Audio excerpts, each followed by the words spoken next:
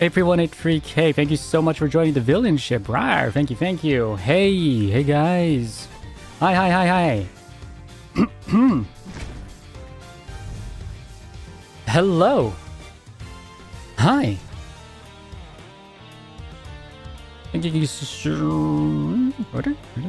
you so much for joining in. Hello. My name is Vermillion. But you can call me Kaicho. Hey, Happy New Year. I know it's a day late, but Happy New Year for everyone who celebrates it. Anyone celebrate the New Year's here? Oh, hi. Yo, hello. Happy New Year. I hope you had a good one. Hope you celebrated it however you guys celebrate it. You know, this particular yesterday was a very, very exciting day for many places. Apparently, it was a holiday in America on Monday, so many people traveled. Yesterday, of course, was New Year as well for many different countries. But also, it was Mardi Gras. It was apparently Mardi Gras was also like carnival time. That was crazy. Wow. Everyone was celebrating it basically all around the world in their own way. What a wonderful, wonderful day yesterday was.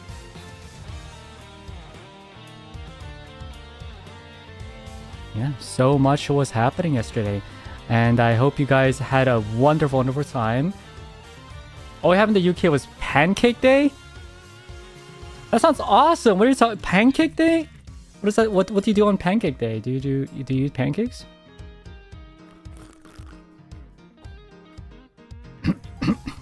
That sounds awesome. I wish I had a day that was just specifically for eating pancakes.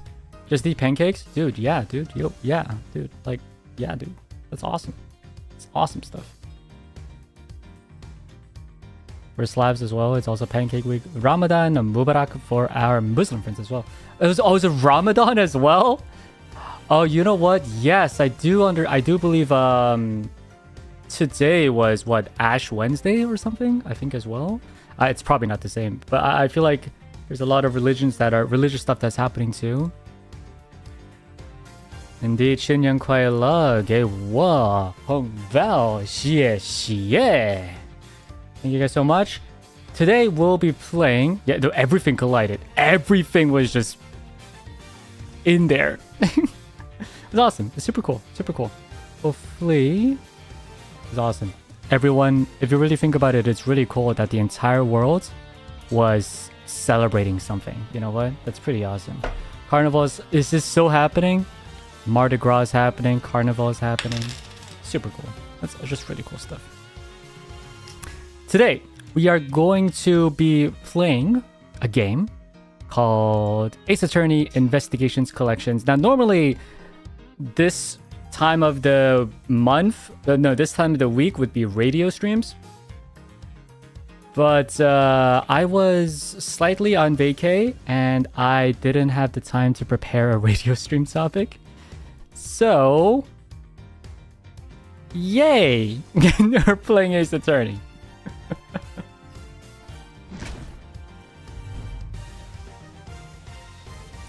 Ace Attorney Investigations Collections.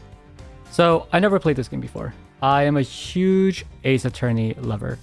I really like Ace Attorney. I played the trilogy, loved everything about it. And then I tried to get into the next series, but I kind of just got too busy.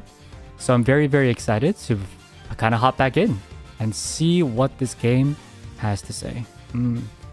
Oh yeah, dude, Phoenix writes, Naruhodo, Naruhodo-kun.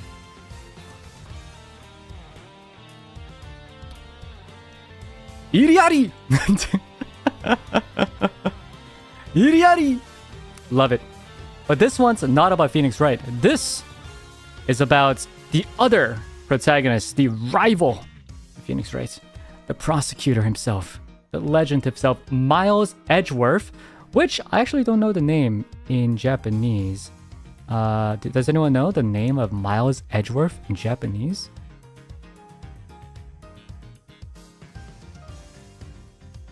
Edgeworth. Yes. Mitsurugi. Mitsurugi. そうだね。Mitsurugi. Mitsurugi. Mitsurugi-kun. Mitsurugi-kun. Non-Japanese Lo Siento. Does he have his own name in Spanish, actually? Lazy. Mitsurugi Lazy. Well, the only thing that's wrong about that name is he's definitely not lazy. He is the chief prosecutor, my understanding is. Or is he? Is he chief? Actually, I don't know. He's a very high-level prosecutor in the Department of Justice in this Phoenix Wright world, Japan. Pretty cool. Very excited to play. The name Edgeworth is a pun on part of Mitsurugi meaning sword. Oh! That's why Mitsurugi and Yu-Gi-Oh! I mean, sorry, that's... Yeah, yes. Mitsurugi mo Yu-Gi-Oh! Yeah, it's an archetype in Yu-Gi-Oh! It's a...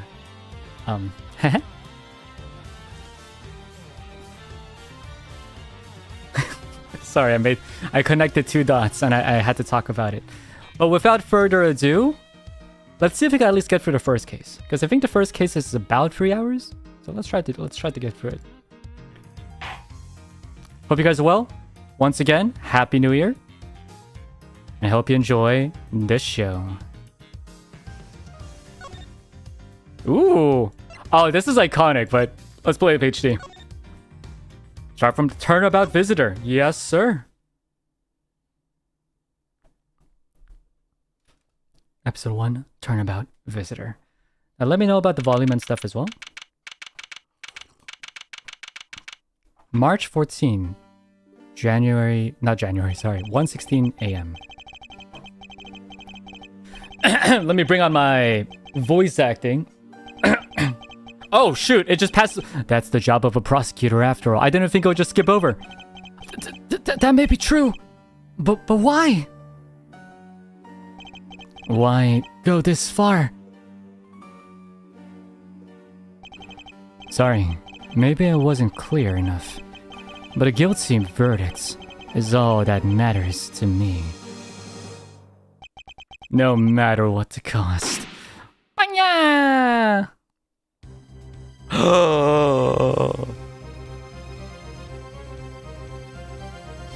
Oh my god! I'm a prodigy among prosecutors. Always have been. Always will be. So we know the bad guy. Something, this was same in the original Phoenix Wright games as well. The very first, I think the first 2 episodes, they kind of tell you who the bad guy is. And it's kind of a tutorial, kind of trying to basically connect the dots. So it's pretty fun. I know it's like, oh, well, I guess I think he did it, you know? But it's really cool because we kind of get to know more about the game and the gameplay. And even though we know he's the one who did it, the thing about being a lawyer is you need to find the evidence to actually point at him saying that he actually done it. It's all about evidence. Oh, look at that HD Mitsurugi Edgeworth. Oh, he's so hot. I mean, what?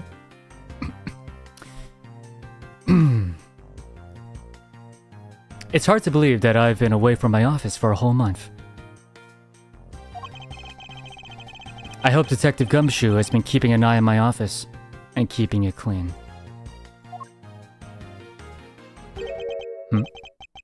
The door's unlocked. Detective Gumshoe? What's the smell? It's very familiar. Blood?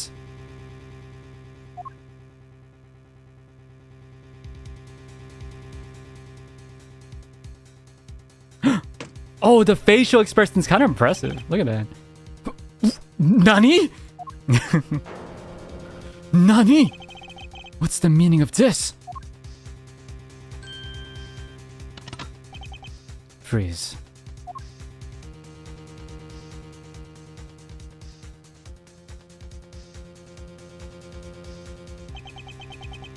I'm gonna try to give him a more like... Because I'm also trying to learn from Edgeworth to be a prosecutor. So let me give him a more royal voice. Identify yourself. No, that's not good enough. Identify yourself. No, maybe not that. Identify yourself. Shut up. You've got some nerve. Committing murder in a prosecutor's office. Is that a threat?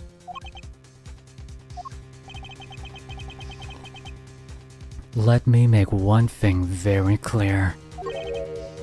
Nani? No one gets away with committing murder in my office. No one.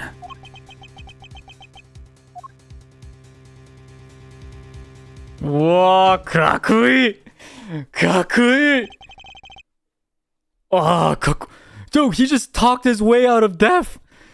What? Is that... Wow, what kind of charisma do you need to do that? Just be like, hey. He points a gun at you. It's like, nobody gets away with killing someone in my office. Like, oh. Okay. Oh, no, you're right. Oh, dude, bro's aura just... My name is Miles Edgeworth. And I work as a prosecutor in my local district. Little did I know that upon my return home after a month abroad, I will be thrusted into a multitude of cases and some very frantic and busy days. I'm giving main pro tag? Let's go. March 14. Wasn't March 4? Oh, it's White Day. March 14, 2:56 a.m. High Prosecutor's Office, room 1202. Now finished photographing the victim's body, sir. Very well. Please continue your investigation. I know, the steel stamp. So these in the back... Wait, can you even see my mouse cursor? I don't know if you can. Oh, you can. The things in the back are all from previous games. It's actually really cool. This thing in particular I really like because Edgeworth is kind of tsum about the Steel Samurai. There's like this one old lady who's like, Edgy poo! Anyway, it's very funny. I like it. It's very cute. Also, this... I don't know about this. I haven't played that far yet. But apparently this was his original uniform when he was still like a budding prosecutor. It's pretty cool stuff. Anyway.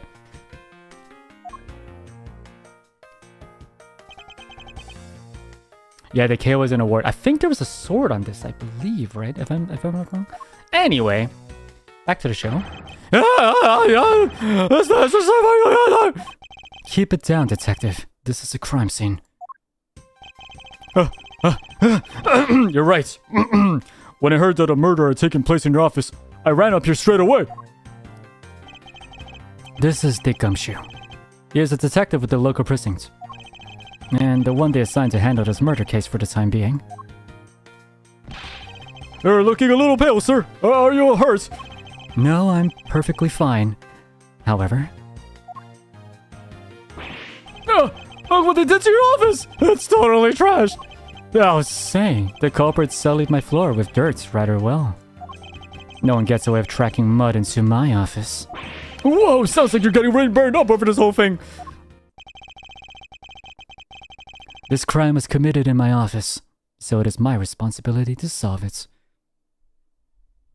Is that how it works? I guess he's prosecutor, so yeah. I was like, is that actually how it works? Oh, that's just like you, Mr. Edgeworth. Okay, time to do some investigating.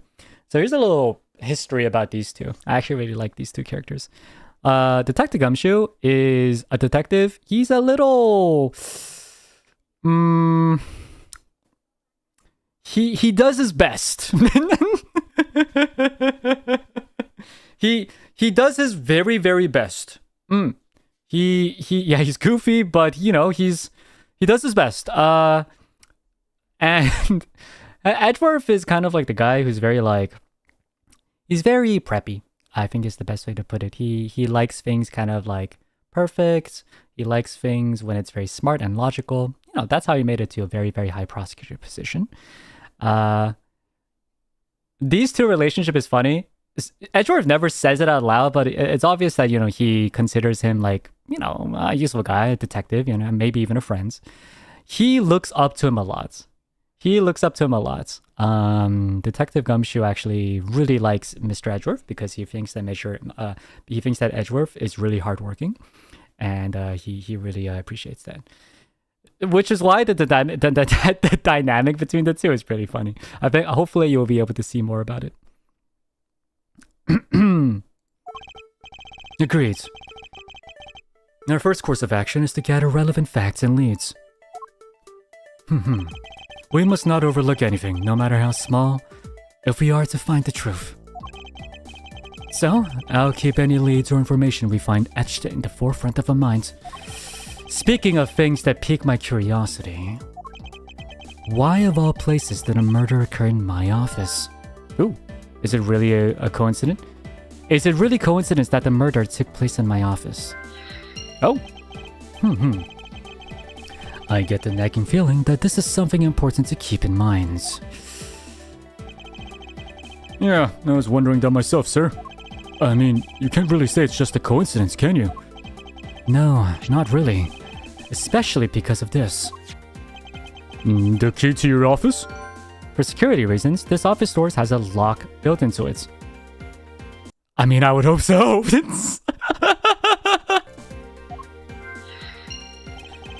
What do you mean, sir? If you think about it carefully and use logic, it should become clear to you. Logic?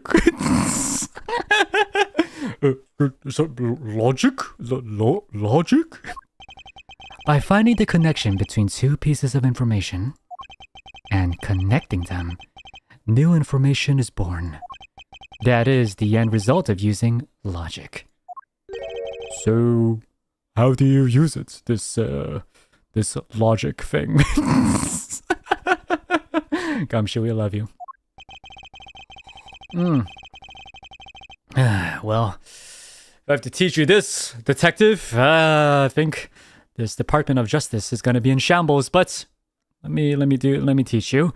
First, I recall the information we've gathered with Q, and then I connect them together with T.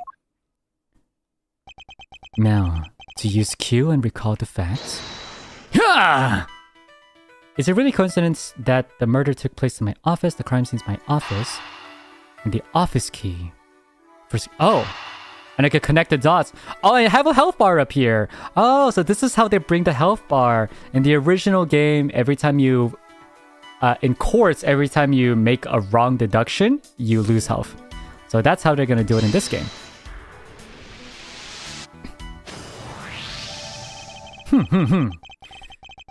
For security reasons, all prosecutors' doors are outfitted with locks. Which means it would have been hard for the murderer and the victim to get in here. Ergo, it's impossible to dismiss the location of this crime as a mere coincidence. Yes, this is exactly what I was thinking, sir. There must be a reason why someone infiltrated my room. What was the killer after? Oh, is this Los Angeles? I actually did not know that. I thought they just kept it to Japan. I see. You're really on the ball today, Mr. Edgeworth. That's some beautiful logic, sir. Yes, well, when you follow leads to the conclusion, only the truth remains. However, if the information doesn't line up properly, I may stray far from the truth as well. But if I think carefully before piecing leads together, the logic should flow. Well, let's get started with our investigation, shall we? Yes, sir! Begin investigation, High Prosecutor's Office, room 1202. So he's a High Prosecutor. Got it. The basis of any good investigation is to examine everything, sir! I know that, and when I want to examine something, I simply use space when I'm next to it. Oh, if you ever feel lost and want to talk, just use T, okay? I'll give you great precise advice as an ace investigator, sir. Something to try later if I have free time, I suppose. Yeah, sure, why not? You called, sir? Notice anything? Is there anything you noticed that you'd like to share, Detective Gumshoe? Just that I rushed over here as soon as I heard there was a murder in your office, sir. The investigation just got started, so I guess not much else to say. Were you the one that found the body, Mr. Edgeworth? Unfortunately, upon my return, I found the office door to be unlocked. And what awaited me inside was this whole messy affair. Nah, that's rough. Even though I left the security of this room to a certain detective.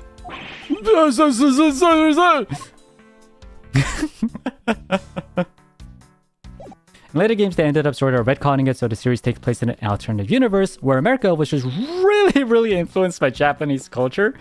That's really funny. 좋은 아침입니다. 역전검사 1편인가요? 좋은 아침입니다. 역전검사 1편인가요? 파르파님, 좋은 아침이에요. 네, 역전검사라고 하나요? 네네, 1편입니다. 좋은 아침이신가요? What have we here? Could this perhaps be the murder weapon? Why would they leave it here? If so, it would mean that the killer made their escape after disposing of their gun here.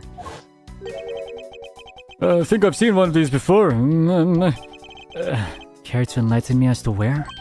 Oh, I know! Now was issued the exact same model. I think. Detective. I don't really like guns all that much. I mean, they're really dangerous. He has a point. Guys, he does have a point. I mean, he's not wrong. Now that I think about it, you do see this model around the precinct a lot, sir. I don't use mine much except in emergencies, so that's why I don't really recognize it. So it's the same type of revolver as the ones used by this precinct's detectives. So, in my head already, it seems like they were trying to frame someone, right? Probably a detective. What is this here? Oh. There you go. Ouch! They even knocked over your chess set! I had it all set up, ready for when you got back. I think we could play a few games. I had no idea you were interested in chess. I'm actually pretty good at checkers. If I had to give chess a try.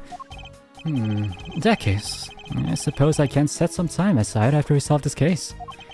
So, I don't expect the games to tax my mental acuity much. He looks down on Gumshoe so much. Oh, it would be funny if Gumshoe actually beats Ashworth in chess. What if he was like a genius in chess?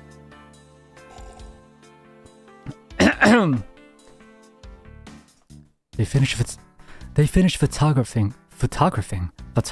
That is not how you say photographing in Japanifornia. Photographing the body. So it should be alright to examine this area. I won't rest until I've inspected every suspicious looking nook and cranny.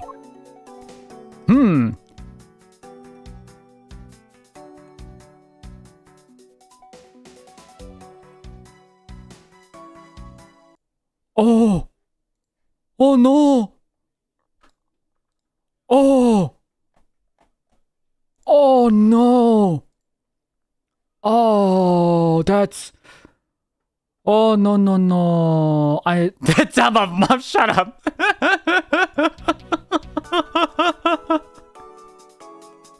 Is that a stomach? Oh yeah, and let's see here.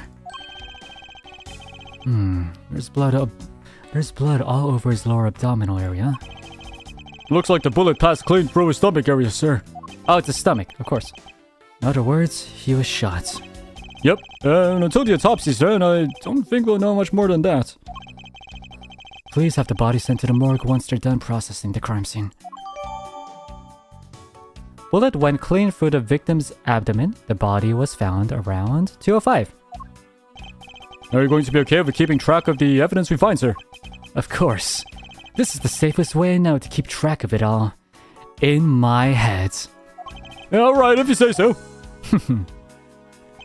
I keep all the evidence I find either in or with actually not my head, my organizer. That's what I meant. Yep.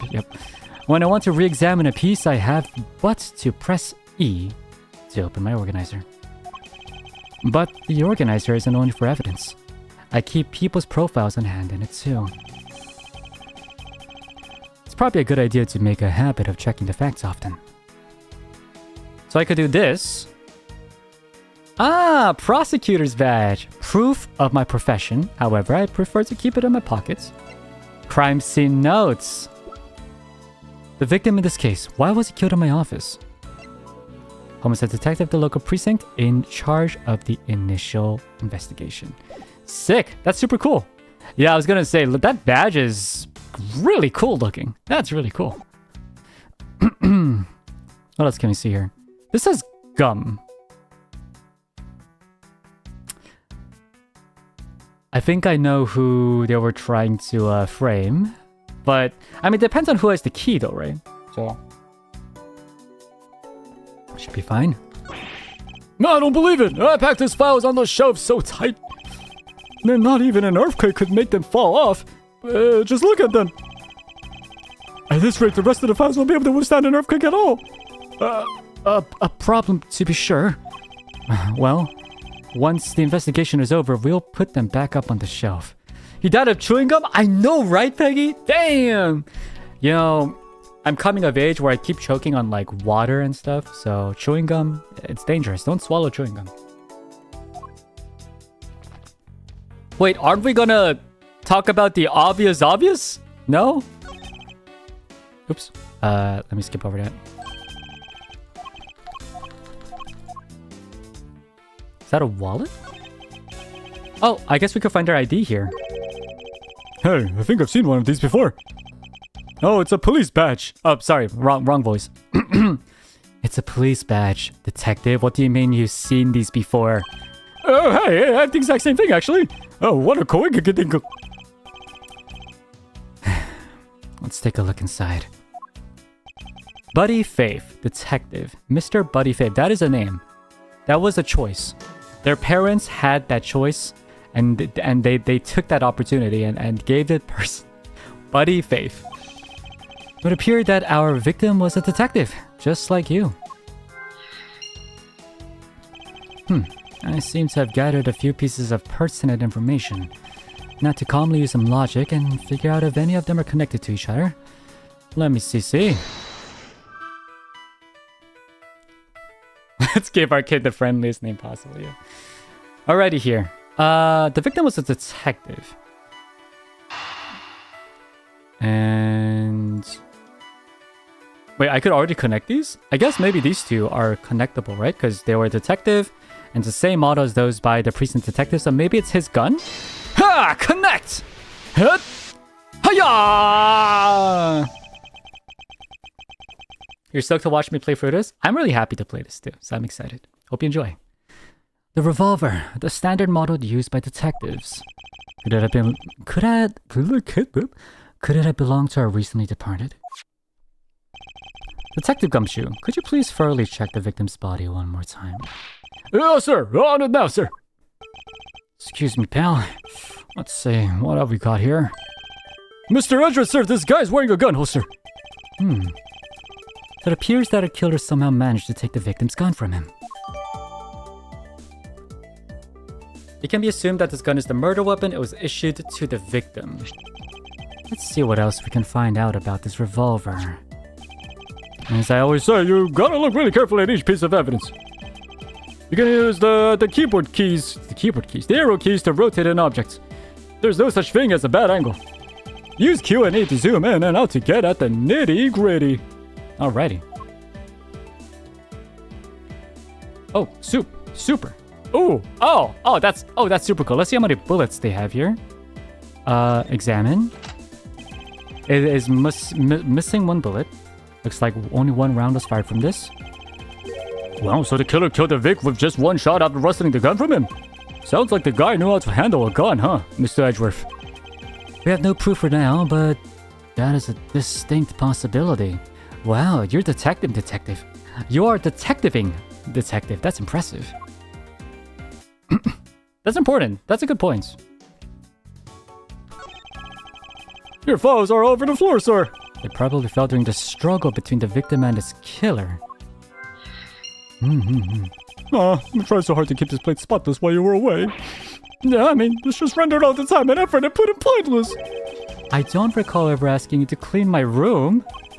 Well, I water the flowers every day, just like you requested, sir. I just added cleaning to the list as a weekend special. For about half a day every Saturday, I come in and clean this place until it's sparkled. Does he have a life? Hey, don't be so mean. I guess this is about how we're gonna find out. We should send the body to autopsy. Jim! Jimmy! Jim! Oh, why? Oh, why? Isn't this the guy who totally killed him? Oh, damn. That's actually kind of terrifying to think of. Why? Why? How could this have happened to a guy like you?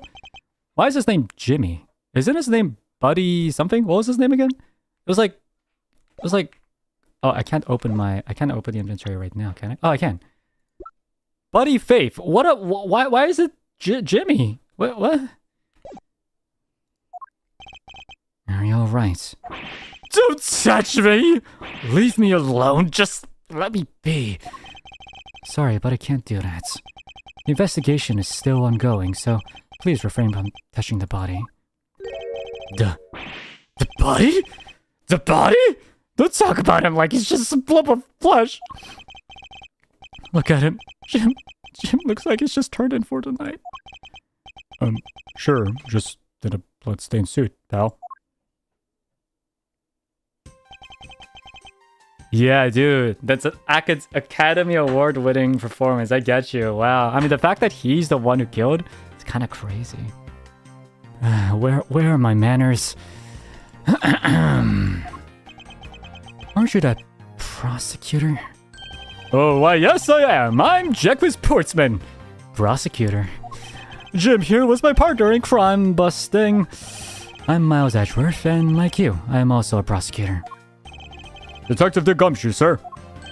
So you're Miles Edgeworth. I guess this is your office. Yes, that is correct. Then it was you! You're the one who killed Jim! Hey, don't go around jumping to conclusions, pal. Just calm down, okay? I will not. I know how things work around here. High prosecutor's office doors all have locks built into them, and only the owner of the office has the key to his or her own office door. That is correct. However, I was not the one who killed your partner. Yeah, Mr. Edgeworth has been overseas on a business trip this whole time, pal. And the key to the door was with me the entire time. Guys? Uh-oh. So the only one who could get in here was me. Gumshoe. Gumshoe, why? Gumshoe, why? Gumshoe. That's making it so hard. Good thing I'm not a defense attorney, because I wouldn't want to be your lawyer. Wait, that means...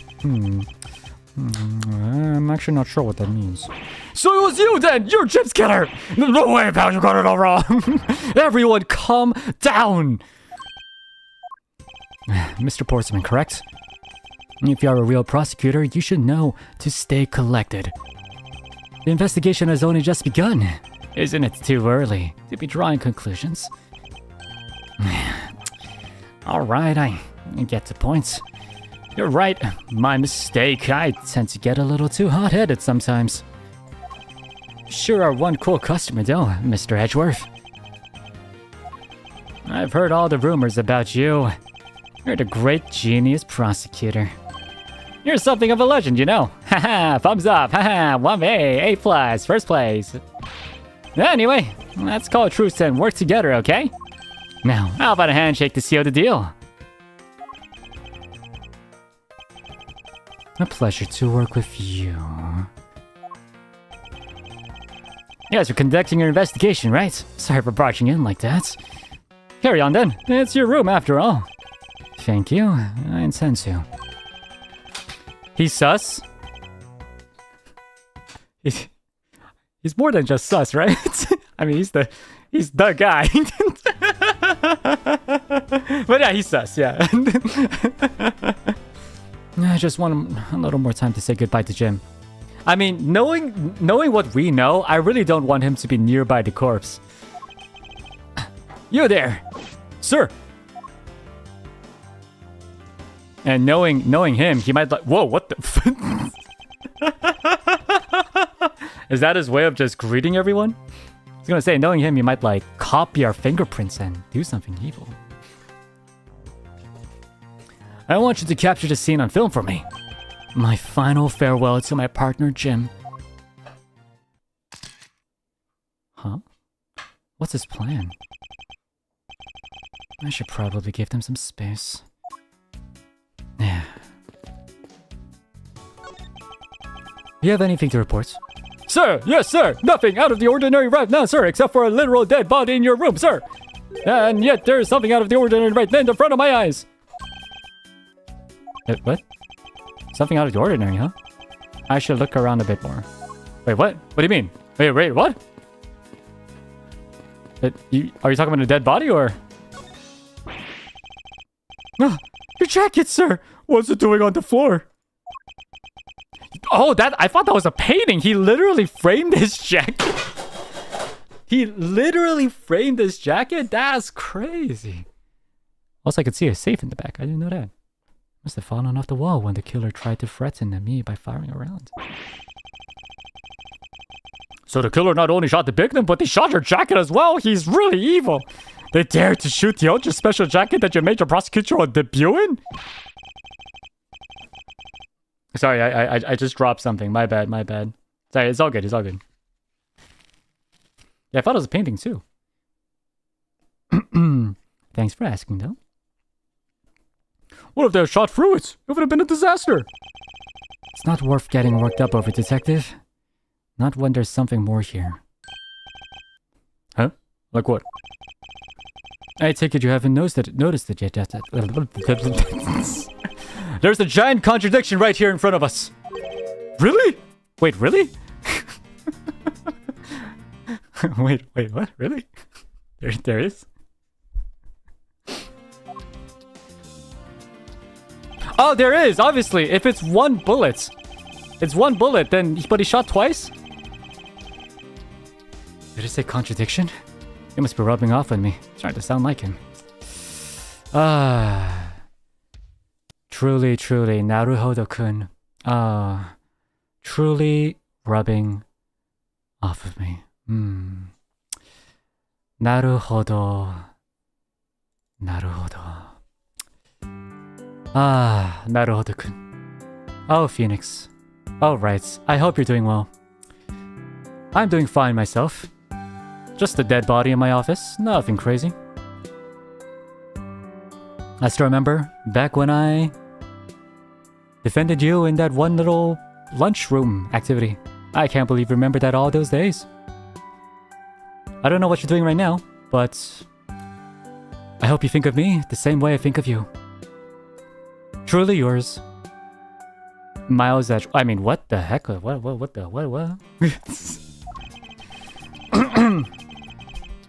But I have my own methods, and I'll conduct this investigation my way. When the scene before me contradicts a piece of evidence or seems off, that's when my deductive skills come into play. First, I have to find the spot that holds the contradiction. Haka! This is it. This bullet hole is where the contradiction lies. When I spot something that's off, I should point my cursor at it and press T with conviction. Deduce! And when I have found sufficient proof to prove the contradiction, I present it! This is how I do things. Ha!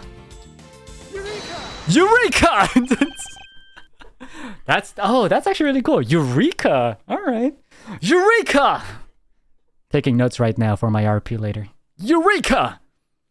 This bullet hole is the contradiction! What do you mean, sir? It's elementary, my dear Dick. Gumshoe. 2 shots were fired in this room. The first felled the victim, and the second felled this frame. Hey, that's right. However, this gun was only fired once. Hey, that's true too. Which means that one of these 2 bullets was fired from a different gun. Did the killer have another gun prepared for tonight? By the way, I noticed something, sir. yes? What's that thing sticking out from behind the frame? Ah, Dan, it's a secret safe. It's my money. Now spare us the trouble and just say it. Nothing like what you're imagining is inside. Now, if you could kindly move this frame out of the way. Roger that. Oh, we're opening the safe? No, talk about Dusty.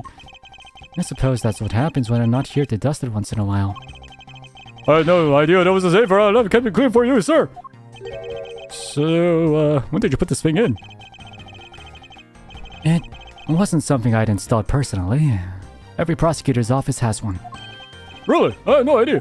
Well, only prosecutors are supposed to have knowledge of their existence. So, what's inside, Mr. Edgeworth? Right now, nothing. We only use them to store specially important evidence when the trial is in session. That's it? Talk about squashing my hopes and dreams. Like no gold bars, you know, like childhood diaries, confession letters to Phoenix Wrights, things like that. No, nothing. Alright. Secret safe data jotted down in my organizer. Trial evidence use. Each prosecutor has one in their office. Only they know of them. I think that's important, right?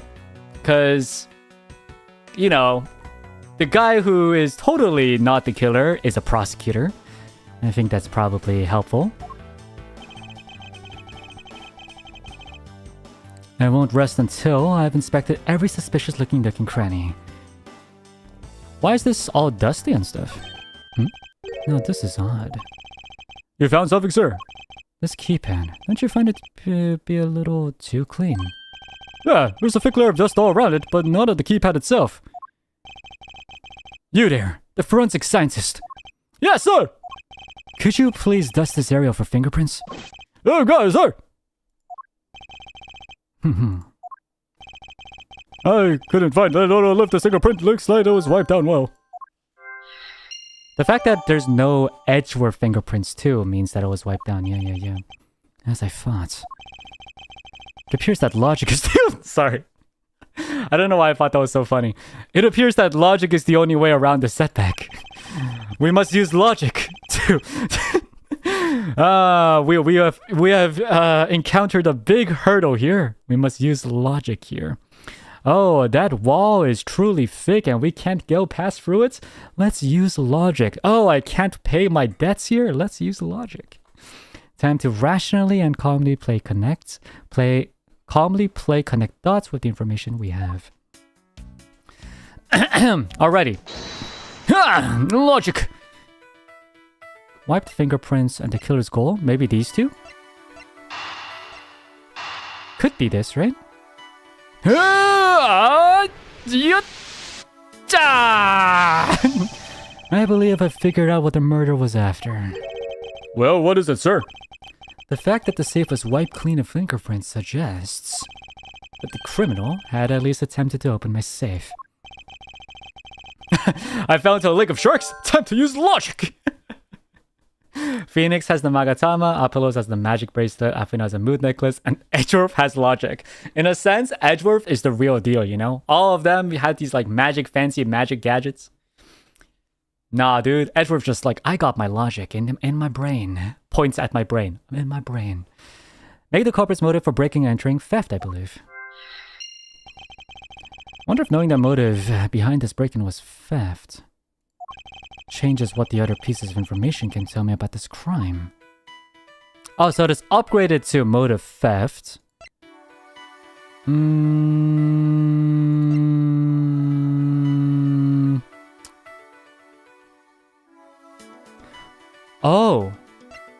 Oh, wait.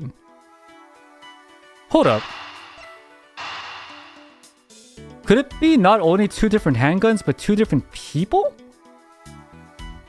Or am I not logicking? Let's test it out.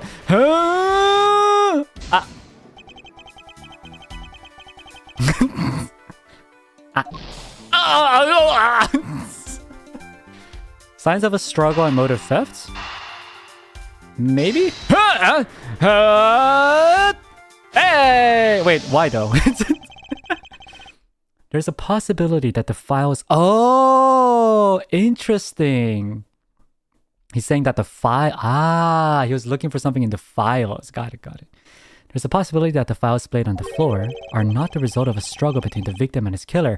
나루호도ね. I knew that, actually. No? You mean like it could be from when the killer tried to find something, sir? Precisely. We need to figure out if any of the files have been stolen. Yes, sir. I'm gonna shelve files like you've never seen before, even at a library. Sure. Let's give that a try. Why the other kid was always that young? Surely he was wanted every once in a while, Mr. Ashworth. No matter how much we lament, the dead will not come back to life. Yeah, he's still going. 나루호도 네. 다네.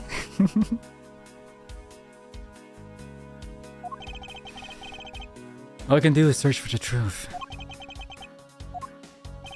And? So, what are we supposed to do? How to go about finding the truth? Bro, you're a prosecutor and that's what you're saying? You're telling me? First, we calmly restore the files to their rightful place. That phrase does go hard, yeah. You got it. Here, let me help. So this file goes here, that book goes there. You sure know a lot about where things go, despite it being Mr. Edwards' office. Because I'm the only one who keeps the title, pal. Alright, I'm the one who keeps the title of the cleaner.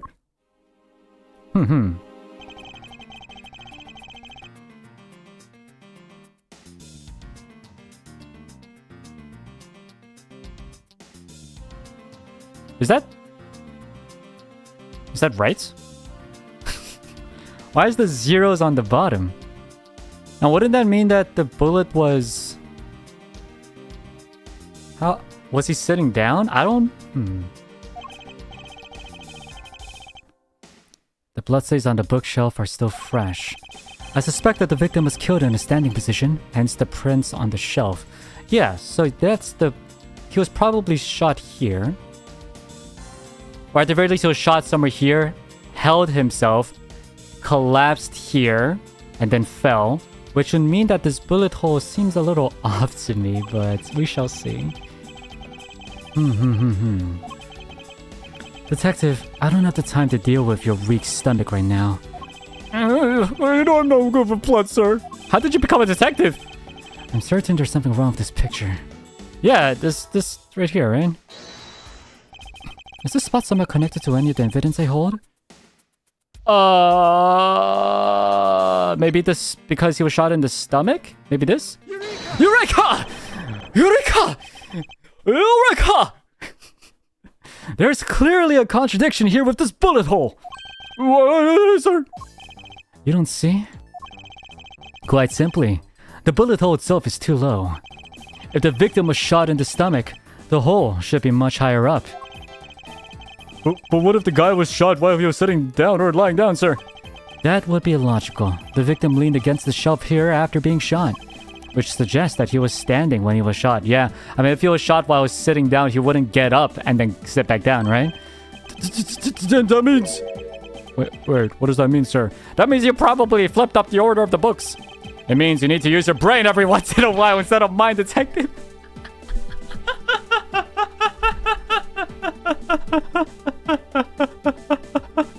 I need to write this line down. I need to write this line down somewhere.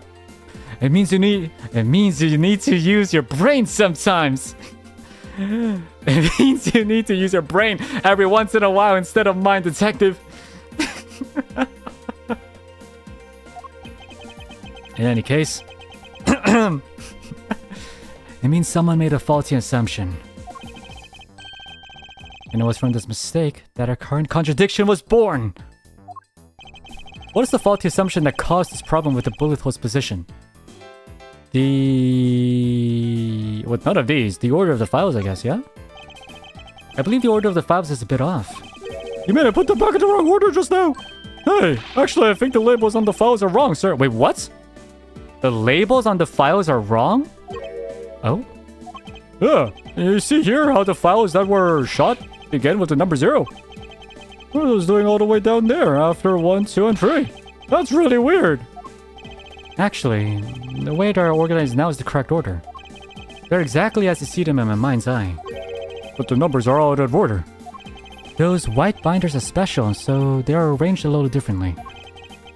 But from this, we know that the files were not in this order when the crime occurred.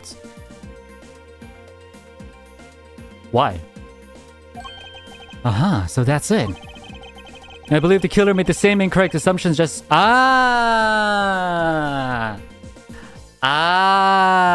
see. Do you see as well? Do you see as well, guys? Do you guys see? So the killer came in and they looked through all the files and they put it back in, but in the wrong order. So they put the 0 on the top. And then they pew pew. And then they pew pew. And then they pew pew. Wait.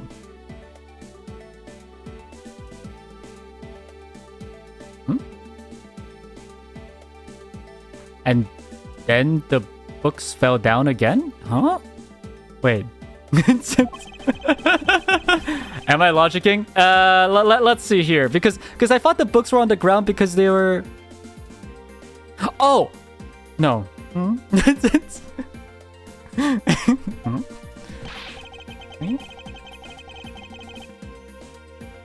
So wait, yeah, so they're saying that this is the wrong order, right? But this was how it was before?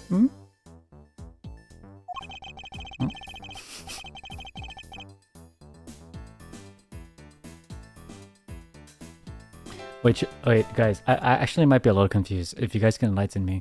So they're saying, I think what Edgeworth was saying was that these white books are supposed to be down here, right? They're supposed to be down here. They're supposed to be down here. But when there was shots, it was up here. But...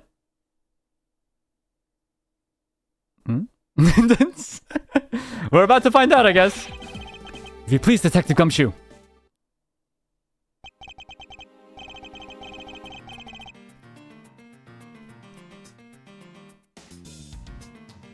Yes, but then they got moved and thrown down. No, but what I'm confused is yeah, yeah, exactly. That my confusion is there. So, cuz he's saying that this was wrong, right? Oh, but Gumshoe does the organization, so maybe Gumshoe organized it incorrectly? No, but Gumshoe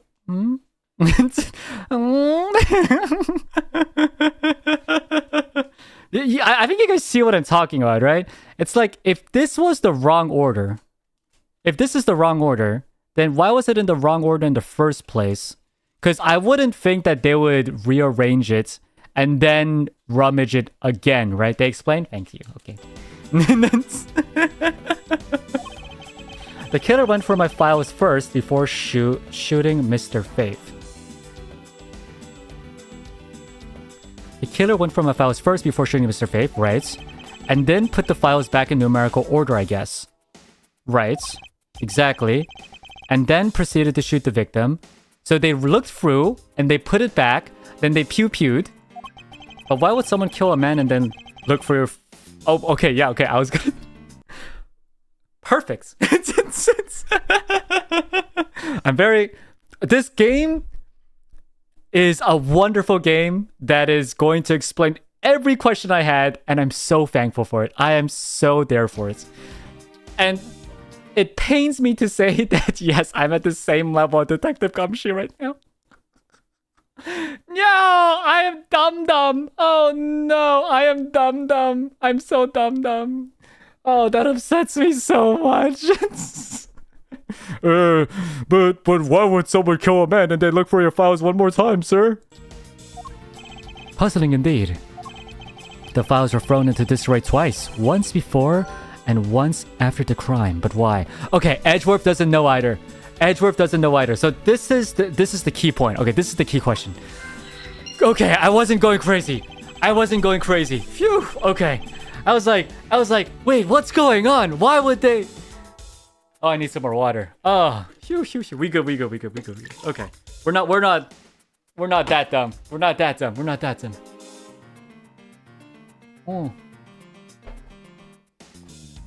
Now the crime scene is as it was at the time of the murder. Time to give it another look.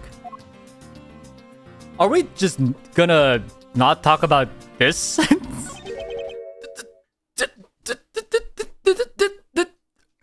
FGH, the H file is gone. Whoa. Nani? Why does it say gumshoe on there in blood? I'd say that's some incredibly incriminating evidence. Oh, that's poor. I'd say that's some incredibly incriminating evidence. Give this man an Oscar. Yes, indicative of criminal activity indeed. No, wait, there's gotta be some mistake. Mr. Reserve, help me say something, sir. It appears that one of my files was stolen. Is that all, sir? What about me in my situation? Is this what the killer was really after? Stolen file data jotted down in my organizer. Investigation completes. Looks like Jim was able to leave us the name of his killer in the end. And this most important message managed to reach us. I'm told it wasn't me. You can't be terribly pleased to hear that your beloved partner is the guilty party. If you are going to accuse Detective Gumshoe of being the culprit, I sincerely hope you have some proof to back it up. Oh, wrong franchise.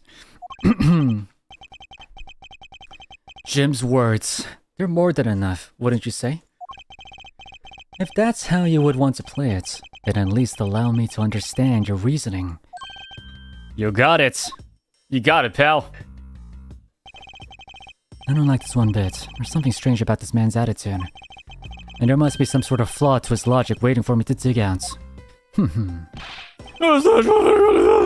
up! What I always do in courts. I'm going to cross-examine him. One way or another, I'll expose the flaw in his logic with his technique. With this technique.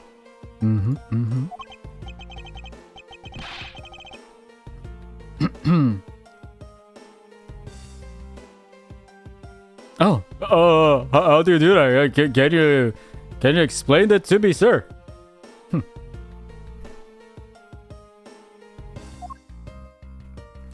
Yeah, sure.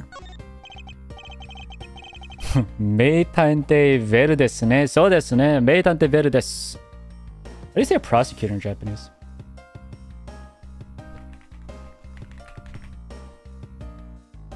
Kensatsukan. Kensatsukanベルです。Alright. Kenzi か。Kenzi ですか。Kenzi ベル。Kenzi ベル。If I find a flaw in the testimony, something that contradicts the evidence, I open my organizer with E. Rush E, sorry. And present the piece of contradictory evidence. Kensatsukan. To present something, I simply use T, but that's old news. It's not like there's gonna be a flaw in their testimony every time, right? Correct, and at those times I need to press the witness with Q. Sometimes, by pressing, I can draw out new information and new or modified testimony. I think I got it, sir. I'll be sure to try this technique out during investigations too. Very well. I'll even show you how it's done. Now, watch carefully. Ah, PvP! Bring it on. Mr. Portsman logic. Detective Gumshoe, you stole Jim's gun from him and shot him dead. Furthermore, you messed up the files to make it look like you had committed theft instead.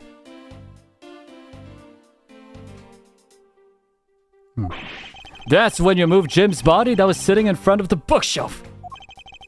Well, thanks, Dad. You didn't notice the bloody letters his body was hiding.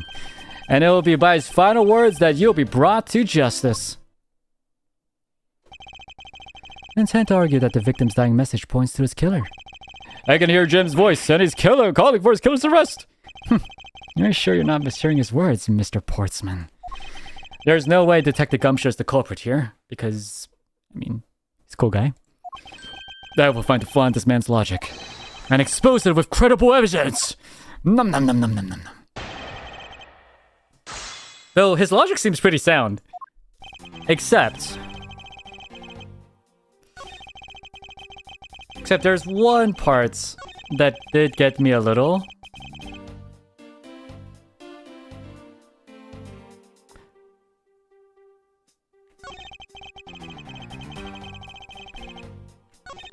So let's see here. You stole Jim's gun from him, shot him dead. Alright, that's alright, understandable. Except why would he steal Jim's gun? First of all, why? Hold it. You know, there's something I've been meaning to ask. What is it? Why do you call the victim oh, okay. When clearly his name is Buddy. Actually, I had the same question. Isn't it obvious? Jim is the perfect name for my companion. Jack, Chris, and Jim.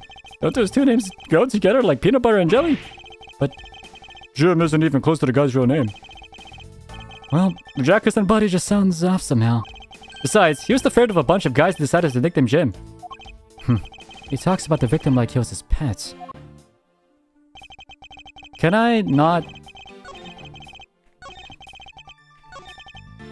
Why would he... I just don't know why he would steal... his gun.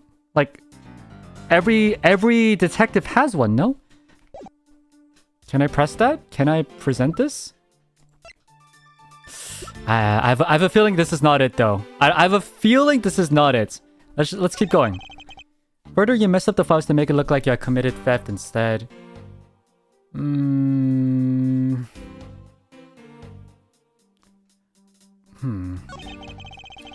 But he organized it incorrectly too. That's when you moved Jim's body that was sitting in front of the bookshelf. This I don't really understand. And why would Detective Gumshoe do such a thing? Because the body was getting in his way. He had to mess up your bookshelf somehow, right? Why? Why would he need to mess up my bookshelf? Oh, because he needs to make it look like theft? But thanks to that, you didn't notice the book. I mean, this is huge too, because there's a missing book, right? There's clearly a missing book. Why would you think that the killer didn't notice the bloody letters? Yeah. The body was covering it quite well, wouldn't you say? That's how he missed it. But you said he moved it there. I mean, by judging by what it says. Who do you think you are? You know nothing about me, pal. There's a lot of person can understand about another from first impressions alone. I can't say I disagree with him on that point. Why don't you say something, sir? Don't you too, Mr. Edwards? Despite his lack of attention to detail, I don't believe the detective to be culprit. Nobody could have overlooked the bloody letters, and I can prove it with evidence. Ooh.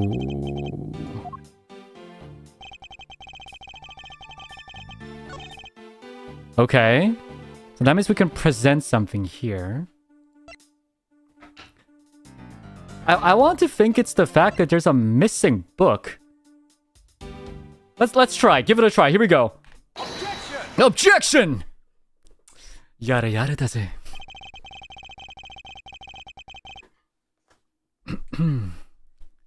Perhaps you're not aware, Mr. Portsman, but there's a serious flaw in your logic.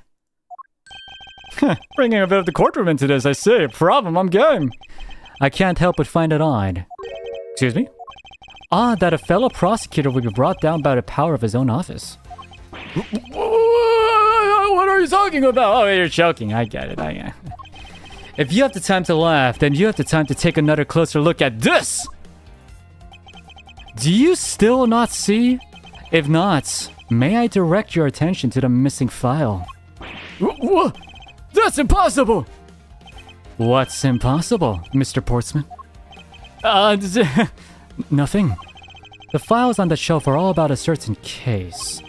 When the killer went to take the file after murdering your partner... I highly doubt they could have missed the bloody letters written on the spines. Oh, you have your own voice line? Huh. It's possible that they could have taken the file before committing the murder. I think it's pretty obvious that the file was stolen after it was written on. The missing letters in the detective's name where the file should be as proof. Yeah, the S was missing. Yeah, I mean, the S is gone and there's only half of the H. If Detective Gumshoe really was the culprit of this case, I highly doubt that even he could overlook his own name written in the blood on his phone files. Especially as a detective who can't stand the sight of blood.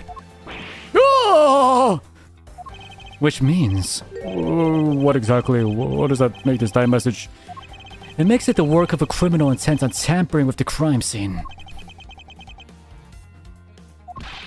That's so low. I can't believe the criminal tried to pin this whole thing on me, sir. I'm gonna get him, sir. Let's see. I'm gonna have it. I'm gonna arrest him. I'm gonna get him, sir. I'm gonna get him. Well, Mr. Portsman. Brilliant. Absolutely splendid.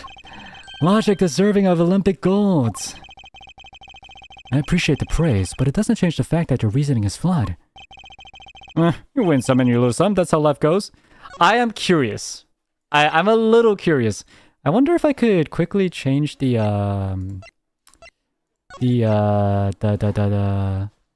graphics of this game. I'm curious what it used to look like. Oh, but maybe I can't do it mid-game. I guess I can't do it mid-game. I'm actually kind of curious about how the graphics look like. But anyway.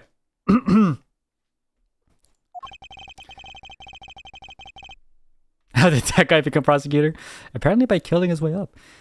Glad everyone's so sure, even though I feel more dead than alive. But you know, it really is a shame. I really didn't want to have to bring this up, however. What is it this time? Oh, you still after me, pal? Humor me for a second. Who has the key to this office?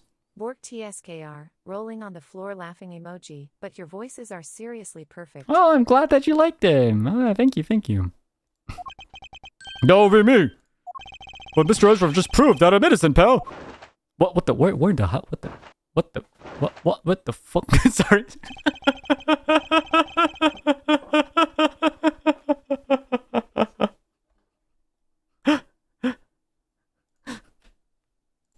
Oh no, TTS is on. That's totally fine. Don't worry about it. It's okay. It's okay.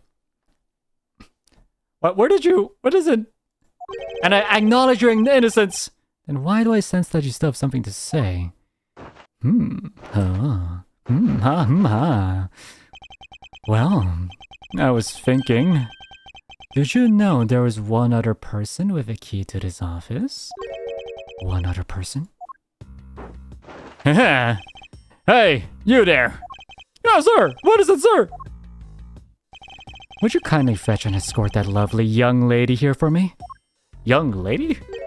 A lady? The girl is a member of this building's security. Think of her as material witness. Security? This is security. Don't stop it, pal. Oh wait, doesn't Gumshoe have like a girl? My understanding is, doesn't Gumshoe have a girl? What's wrong with him all of a sudden? Like, he has a kohai, right? He has a kohai that he really takes care of? Is it her? Oh shit, it is her. I believe she needs no introduction. I have called upon Miss Maggie Birds, a member of security. Maggie!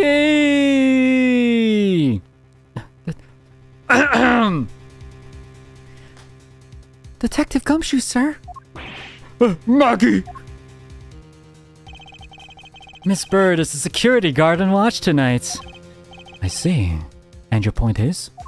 My point is that she could very well have used it. And by it, I mean the master key, which can open all the office doors in this building.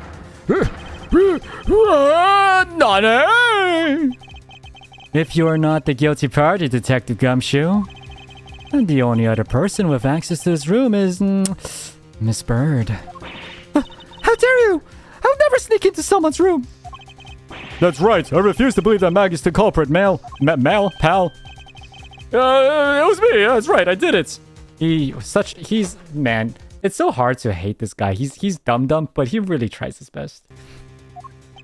Can we take that as a confession, Detective? Well, it wasn't really me, but it definitely wasn't Maggie, pal.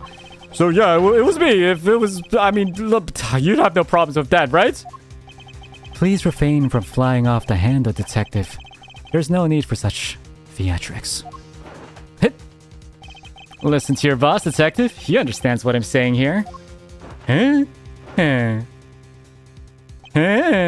girl is the only one who could have committed the crime. And for one simple reason. Here we go. Round 2, baby girl. Reasons for suspicion. It's pretty obvious that Miss Bird snuck into your room using the master key. I mean, Detective Gumshoe isn't the one who opened the door. And that leaves only Miss Bird as her prime suspect. On top of which, she knows our good detective, doesn't she? Making it all the more probable that she was the one who faked the dying message. Yeah, but objection, dumbass. These two are like a thing. So yeah, they're never gonna break that. So yeah, you're wrong. So you're saying she used the master key? Incredibly incriminating evidence, wouldn't you say? That's what you claimed about the evidence earlier as well. How did you even become a prosecutor? How did you pass the bar? That was then, this is now. The flow of a good match always changes during a rally. It's all about your reflexes and reaction time, especially for an athlete like me. I wonder if there was anyone else other than Miss Bird who could have used the master key. It seems that the only way to get Mr. Portsman to give me more details is to press him. Press time! Rebuttal. It's pretty obvious that Miss Bird stuck into your... well, that's... Are you sure Miss Bird is the only member of security who could have used the master key? There's only one person on staff at this time of night, and tonight, she's it. Isn't that right, Miss Bird? Some true, but... Not some true... Wait, was the blue badger, right? But why is there feathers on her arm? What is she wearing? But I wasn't able to use the master key at the time of the crime, sir! Wasn't able to? What's that supposed to mean? Yes, moving on. I had to get sidetracked by something unrelated. What do you mean unrelated? I want to hear what she has to say, pal. But you can't really trust her not to tell lies. Plus, I hate wasting time. Bird? Because it's bird.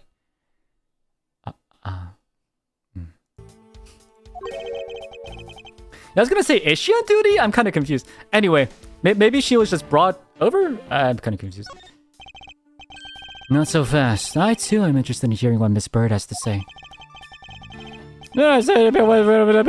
I'll be the judge of that. Miss Bird, if you please. I discovered that Misc was missing at around 1 a.m., sir. So you are on duty. Shouldn't you be dressed in uniform? What do you mean by missing? Oh, you wore a uniform. I'm not gonna ask any more questions. As in, it wasn't anyone with security berth, sir. The killer must have stolen it. Mr. Portsman, I believe this to be an important piece of testimony, don't you? I can't believe that someone like you would be taken to my such words. I'm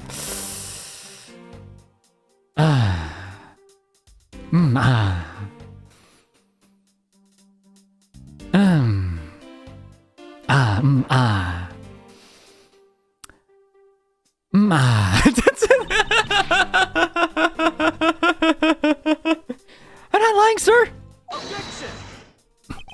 If that's the case, then I'd like to know, why do you have the master key now? I don't quite know. It just reappeared all of a sudden, sir. That's really not gonna hold in court, Bird. Maggie, please. Likely story. And where's your proof that the key was stolen to begin with? Huh? I bet you just forgot where you put it and then found it again. I never lose things. I can practically guarantee that. With me, if something disappears, it's usually because someone stole it. That's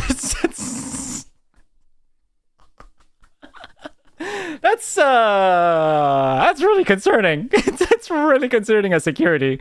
But okay. All right, girl. Yeah. Yeah, pal. Trust me. You don't want to test just how bad her luck is. Unfortunately, I can't deem this piece of testimony as conclusive. But you still haven't established Maggie's motive for breaking into Mr. Edge's office. Her motive? Didn't we already establish that it was theft? I mean, the culprit clearly went through the bookshelves and at least tried to save. It is as Mr. Portsman says, detective. You can't ignore the fact that all the evidence points towards a motive of theft.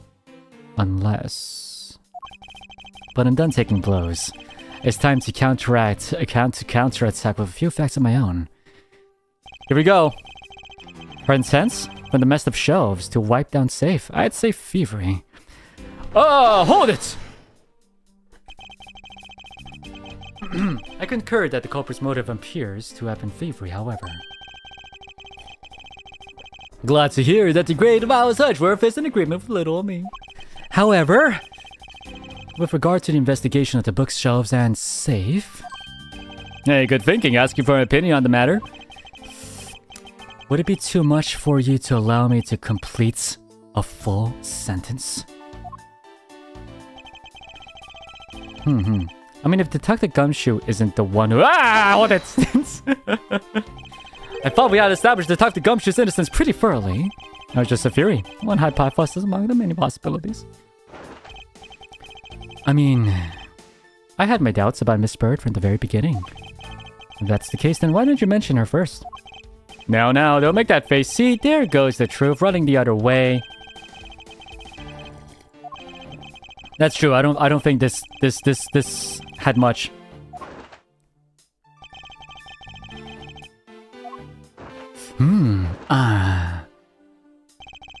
That since she's the only one who could have opened your office door, then that leaves only Miss Bird as our prime suspect.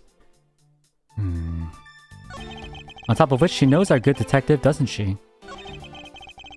Making it all that more probable that she was the one who faked the dying message. Hold it! How'd you know that? Is there anyone in the district who hasn't at least heard of Detective Gumshoe? Good point. He's practically a celebrity among us prosecutors. Really? I never knew I was so talked about, sir. We're holding our collective breath, you know. For when you screw up so badly that you're literally chased off the force. It's not true, Mr. Edgeworth.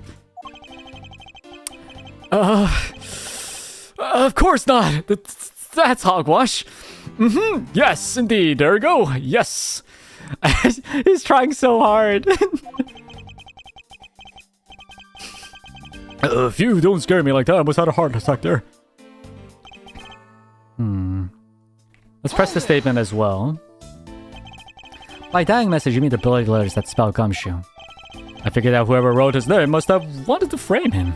And just the act of choosing his name is proof enough that the two knew each other very well. I would love to, but first, we should listen a bit more and digest what he's saying. And press him for more information. Oh, was it indeed the third one? If Detective Gumshoe isn't the one, then that leaves only Miss Bird as a... Okay, let's press this one. Maybe it could be other suspect, you know? Don't you think it's a bit early to be jumping to conclusions? I suddenly feel so sorry for Detective Gumshoe. I felt sorry for Detective Gumshoe a lot. Because he's trying his best. But... yeah, I am surprised how he became a detective. Are you saying there's another way to open the door other than with the master key? Huh? Oh, I get it. Perhaps you had a spare made for someone else? I'll have you know, I have never made a spare, so what are you insinuating? Nothing. I guess I should have known better than to suggest that someone like you would. Okay. So, I think we have all of the stuff.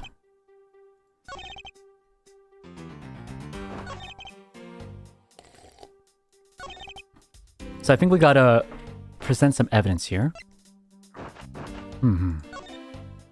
Let's check this out here.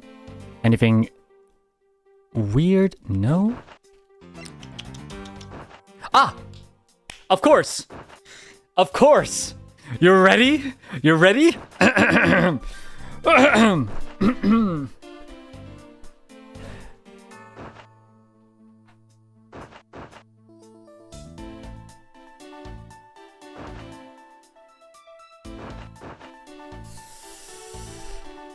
Objection!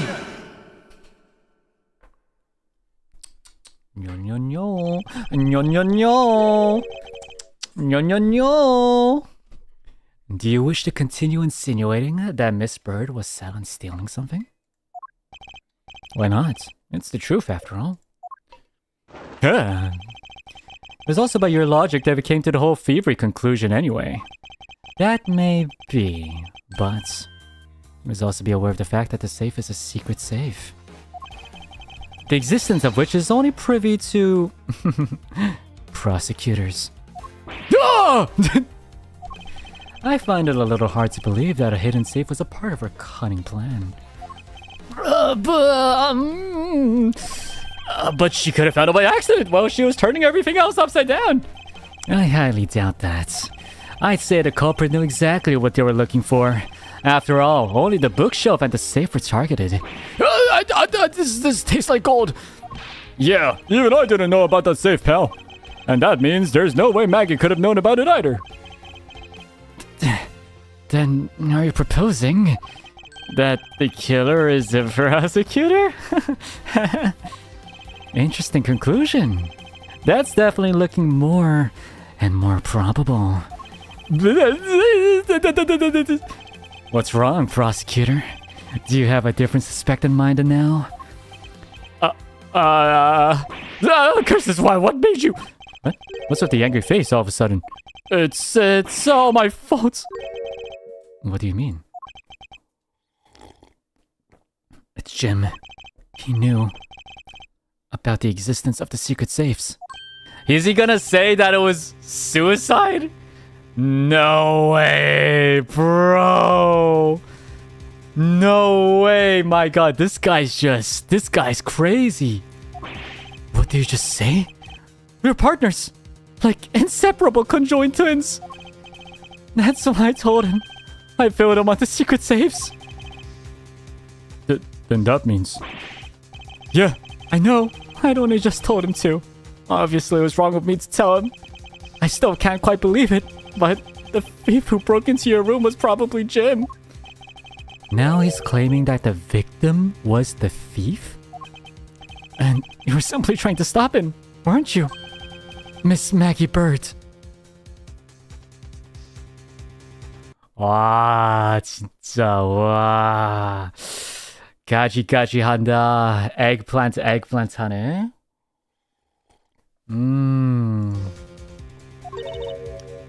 Excuse me? I mean, you are a security guard, right? That's your job. But killing is going a bit too far, even in your risky position. What, you're still accusing Maggie of the murder? Yes and no. I mean, she had stumbled upon Jim, who had probably drawn his gun. I get it. It was self-defense, wasn't it? No, I couldn't. I could never do something like that, not even as a security guard, sir. Plus, even if he was the thief, he wouldn't have a key to his office. Which is precisely why you had to steal it, wouldn't you say? They even drew this, holy moly. It was Jim who stole the master key. Ah! Pretty impossible for a supposedly stolen key to be here with us unless... Well, unless you retrieved it from Jim after you killed him.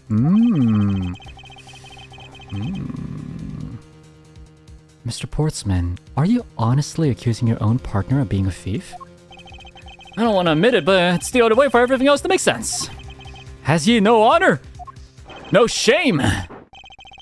Now then, I think we're done here. The investigation waits for no man. Bro's literally dead here too. Oh my god. Should people be so kind as to see yourself out? You can't kick us out. This is Mr. Edgeworth's office. Ah, but I'm the one who's been assigned to this case. You're all suspects to varying degrees and, therefore, ineligible to run this show. Wow. Listen, pal, how many times do I have to say this? Maggie can't be the culprit. Detective Gumshoe, calm yourself. But sir, we have no choice but to accommodate his request. For now. Thank you, Mr. Edgeworth. At least one of you understands. Now then, if you could remove yourselves from my crime scene, I'd be most grateful. Mark my words, Mr. Portsman. We will meet again. That's a formal request from the legendary prosecutor himself. Then I suppose so.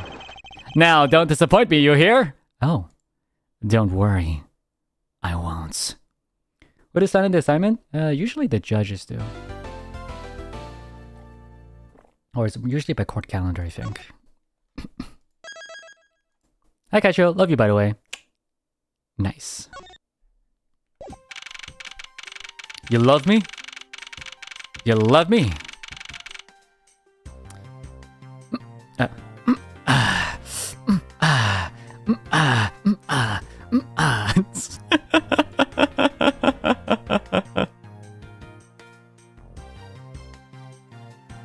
Yeah, so far, holy moly, this guy is really just... He really lived through it. Holy moly. What is up, the prosecutor? Why is there a basketball in literally the prosecutor's hallway? Please maintain your professionalism, detective. I'm gonna find some real solid evidence, you'll see, sir. But we even kicked out of the crime scene, sir. Well, I think we gotta figure out how you lost your key. Maybe security cameras? Looks like my life's fallen into yet another gigantic ditch. Do not despair, Miss Bird. We can overcome this as well. There are many other places and things we should be looking into anyway. Really, sir? For example, this hallway. The linchpin of this argument against Miss Bird is related to this master key. In that case, this hallway is the perfect place to look for more information regarding the mystery surrounding my door. Alrighty here. 1202. I won't rest until I've inspected every suspicious looking look. I like to read this. It feels so like non-edge worthful. I feel so like I won't rest until we've inspected every suspicious looking nook and cranny. I will not rest until I find everything. Alright, let's do this one. I don't see any signs of forced entry.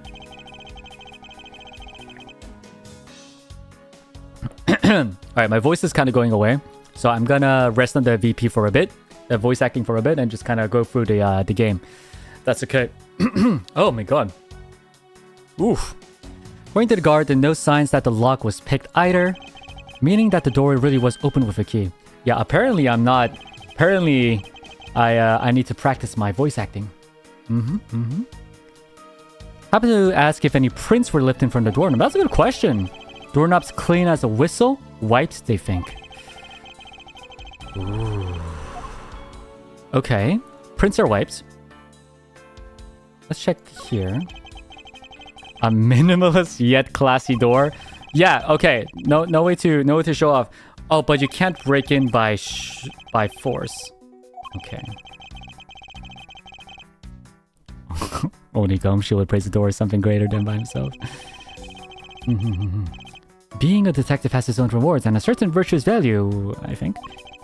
If you live up to your full potential, that's a point of strength that anyone can admire. I see. Sure thing, sir. That me is the best thing I can do for anyone. Right. That long pause wasn't exactly reassuring, sir. How about 1202? Does this mean anything? These 4 numbers on the number plate alone proclaim this to be my office. These number plates slide right out, sir.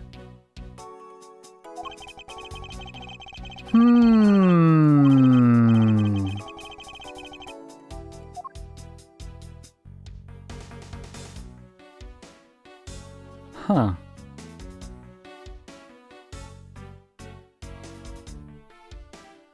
Huh.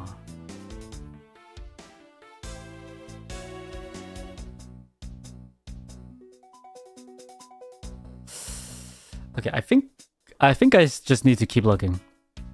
That has to be important. There's no way that's not important, but I'm not quite sure why yet. Anything else? Is that it? Can you piece together things? I cannot. Okay. Is that it? I guess that's it. Why is there a basketball here? What is a basketball doing here? What the hell? Why is there a hoop here? That's Mr. Portsman's prized possession. I heard he also plays soccer, dodgeball, and even tennis. He's next door? He's next door.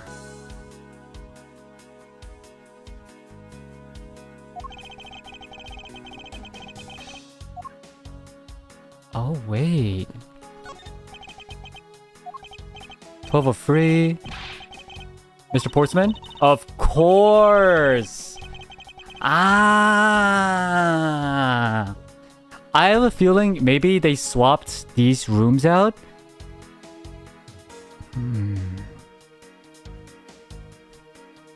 Okay. I think I'm connecting some dots. I think I'm gonna tell the future right now. I'm gonna assume that we're actually gonna see the security camera footage, and we are actually going to see what's his name? Buddy taking the keys. But I have a feeling Buddy is only taking the keys because the prosecutor was saying, "Oh wait, I'm locked out of my room. Can you go get the keys from the security?" He runs in, gets the key, opens the door. Jajan turns out it's actually not Portsman's room, but it's Edgeworth's room because he swapped the numbers. And then probably the confrontation happened. Is my theory. But that's just a theory. A game theory. But seriously though, what the hell is a basketball team?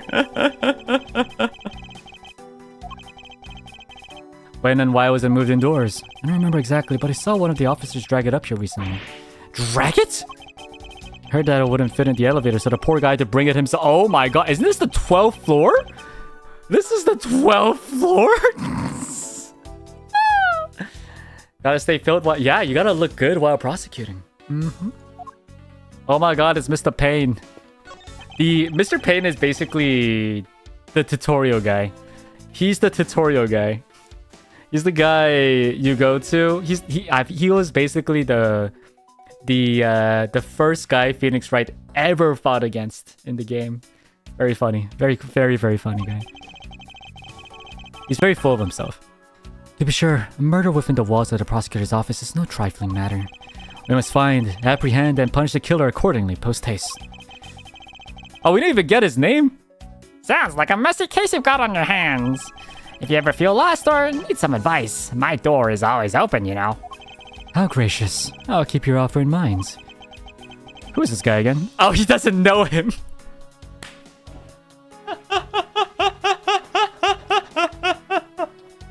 Oh, he doesn't know. I was wondering why it just says prosecutor. He doesn't know him. Oh, man. Is everything all right? Yes, sir. If you must know, I weighed myself this morning and I'm finding at 154 pounds, sir. Congratulations, but I was asking about this hallway in this room. Oh, everything's okay, sir. A word of advice, stay focused, or you may start to lose even more weight.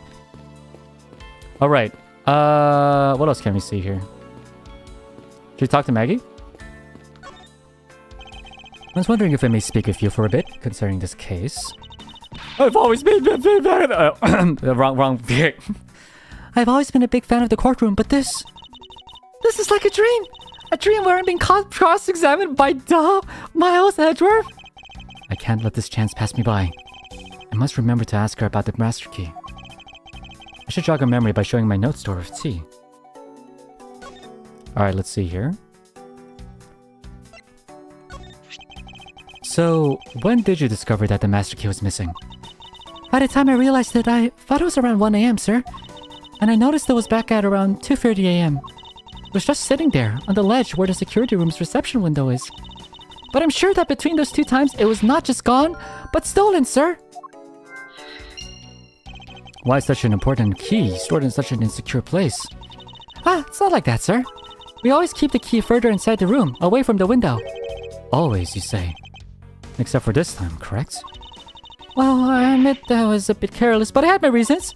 I left it out because I was sort of using it at the time. It was after I used it that I left it sitting out on the ledge. She used the master key? Hold up. Use the master key? What do you mean, Maggie? I had to use it to open the door for this prosecutor who had forgotten his key.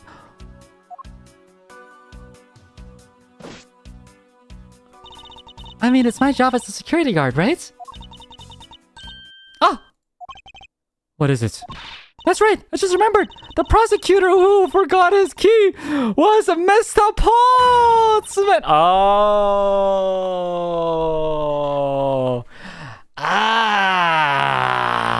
There we go. There we go. The dots have been connected. The dots have been connected. So it wasn't the detective after all. It was him. It was literally Maggie. It was literally Maggie who opened it. And also, yeah, how do you forget that? That's crazy. Girl, that's there's some things you should forget and some things you shouldn't. What? Please tell me more, Miss Bird, quickly. It's around 12 a.m. Mr. Portsman had forgotten his office keys, so he came down to security, sir. And that's when you loaned the master key to him? No way! It's against regulations to loan the master key out to anyone! I walked with But that still doesn't figure... We still don't know why... We still don't know why the master key was missing, though. So there's still a lot of mysteries to unsolve. I see.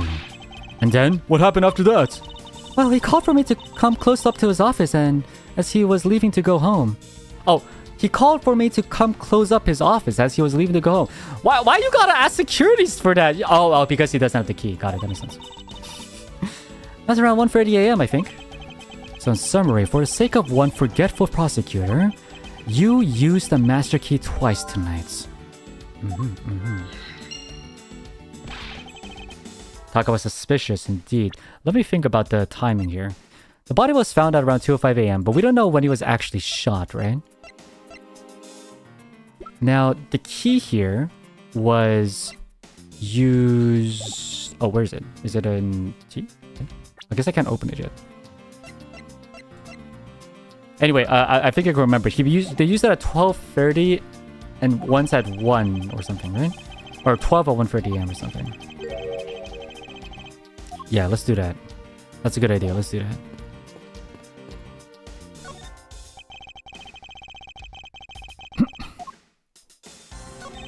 Room 1203, yes. The basketball hoop, they probably moved the hoop next to our door. Probably moved the hoop next to Edgeworth's door. This Portsman actually wanted room 1202 really badly. But since we're already occupying it, Mr. Edgeworth, we put him next door, sir. He wanted 1202?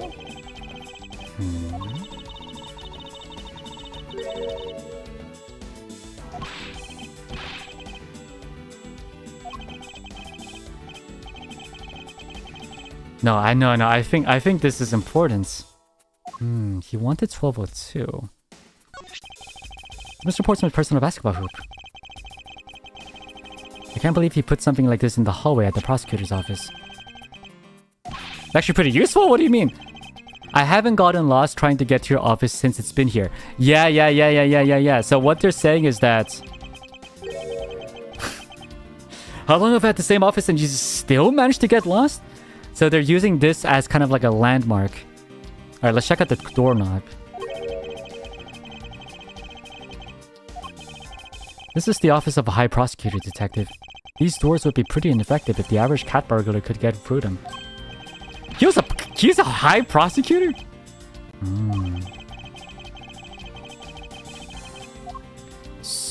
Okay. This is the same thing, right? Even Mr. Portsman seems dignified just because he works behind one of these. Nonsense! A man doesn't become more or less dignified because of where he works. Well, he still seems more dignified than Mr. Payne. Mr. Payne? I suppose custodial work can also be dignified. Oh! Oof!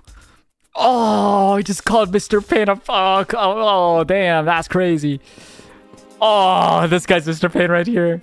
Wait, can't we examine... Is that all we can examine?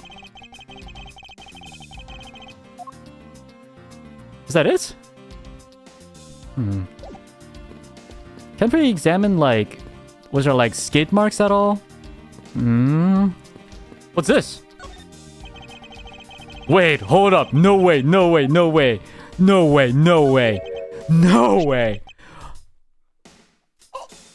Oh.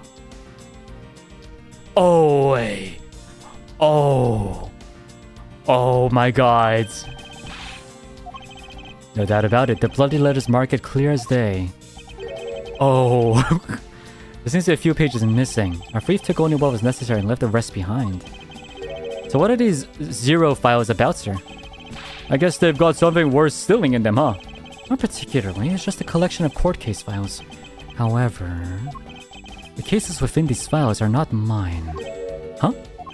They belong to the high prosecutor that used to occupy my current office. I have my reasons, but let's just say I was charged with keeping them as they were. And that means the thief must also wanted the file for a specific reason. So that's why Portsman wanted 1202, because he wanted access to these files that belong to the previous high prosecutor. Alright, so we now know the motive. It seems so. Only the pages related to the case from 10 years ago are missing. 10 years ago. Yeah, why would they care about an old case like that? We are piecing some things. Alright, let's see here. The key went missing approximately 1 a.m. until 2:30 a.m. Key was used on lock and lock. 12 a.m.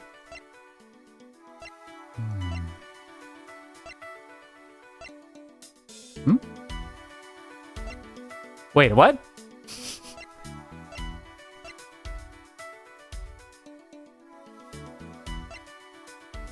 Huh? Are you guys reading? Are you guys seeing the issue here? The key went missing approximately from 1 a.m. until 2:30 a.m. But she used the key at 12 a.m. and 1:30 a.m. 1:30 a.m. is between 1 a.m. and 2:30 a.m., no?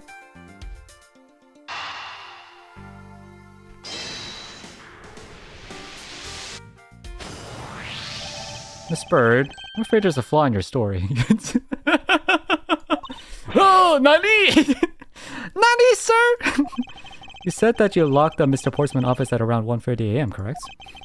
However, the master key had already been stolen at that time. Wow! Nothing gets by him, Mr. Edgeworth. You saw that contradiction like a pro. I totally forgotten all about that, but thanks to you, remember it now. You're right, it was around that very time that I realized the master key was missing. And? Well, I'm a security guard, sir. I couldn't just admit to losing the master key, could I? So I pretended to lock up his room. Girl. Girl. Yo, Japanifornia is in shambles if this is the police. You pretended. Girl, what the hell? Yeah, I used a house kit, made it look like it was like... So in actuality, you never did relock the door then. Oh, I thought that maybe I could go lock it after I found the key. And to think of it, I guess the door still hasn't been locked properly. Hey, yo? Wait. But wasn't this locked? This was super locked.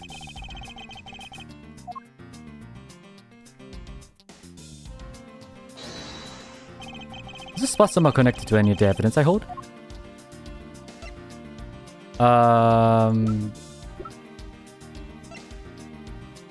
Miss Bird unlocked the door, but Master Key was on, she could not lock it up. Eureka! Eureka! Eureka! Oh. There's a contradiction here between reality and the evidence.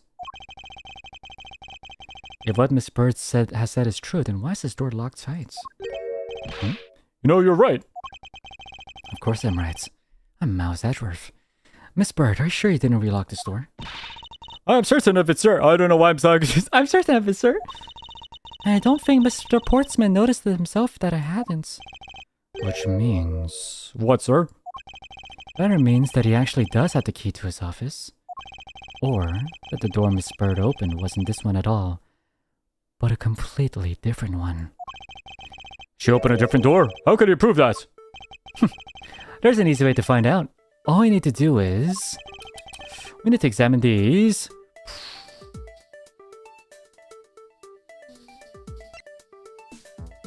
I think it might be this. The prints on the number plate, they will tell us all we need to know. Everything? Really? Like what, sir?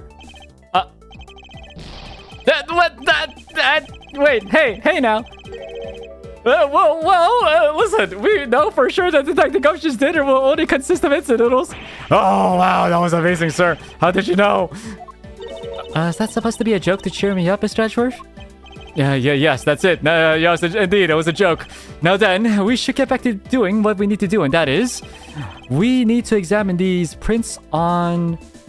I mean, has to be the doorknob then, right? I was thinking they swapped out the number plates so that the prints would be there, but I guess not. The prints on the doorknob will tell us everything. Hey, you! Yeah, you, pal. Do us a favor and see what you can lift from these, okay? So, what did you find out? There's no need for such belligerent nostril-flaring, detective. Sir! I found one of his... So only 2 people's prints were found on this, huh? That's pretty decisive. Because if Mr. Portsman and, not Jim, what's his name again? Goody? Buddy's prints were on this, but not Maggie's, then... Ah, goddammit, Gumshoe. Thinking logically, a certain other person's print should be on this knob as well. Now then, whose print should also be on this doorknob? Must have been you! Just kidding.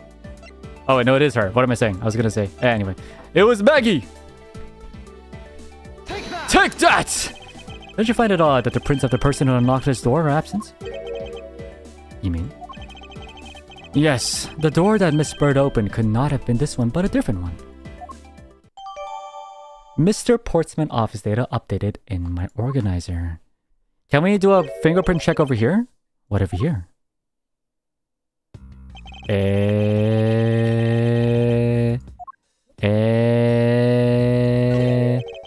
What's this? What are you looking at, sir? Oh, hey, how about a game? Detective, I swear to God. I just found the position of this hoop to be a little off. Hey, you're right, sir. I guess that shifted when someone made a seriously sweet slam... The positioning of the hoop is definitely unnatural. Better take note of this. Huh? Signs of it being moved?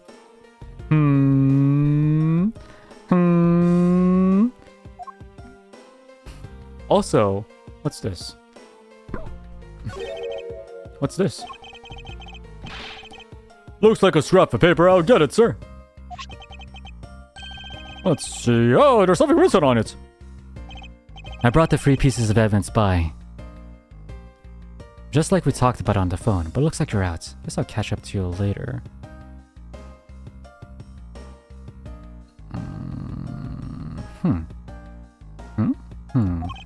So it's a note from the victim for Mr. Portsman. If you could somehow figure out what time this note was written, that would help a lot. Yay, I healed! After figuring out what Gumshoe was having for dinner. Walking around this hallway has actually paid off quite handsomely. How so, sir? In a variety of different ways.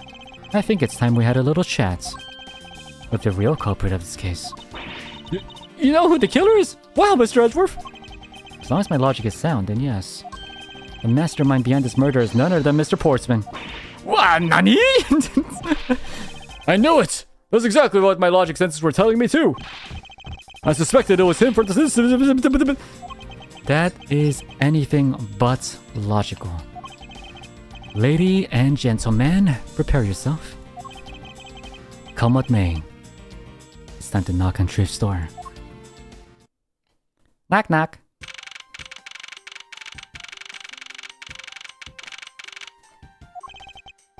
Mr. Portsman! I'm finishing my... Alright, let me take a gander at it. Pass it here. Okay, looking good. You there, take care of this.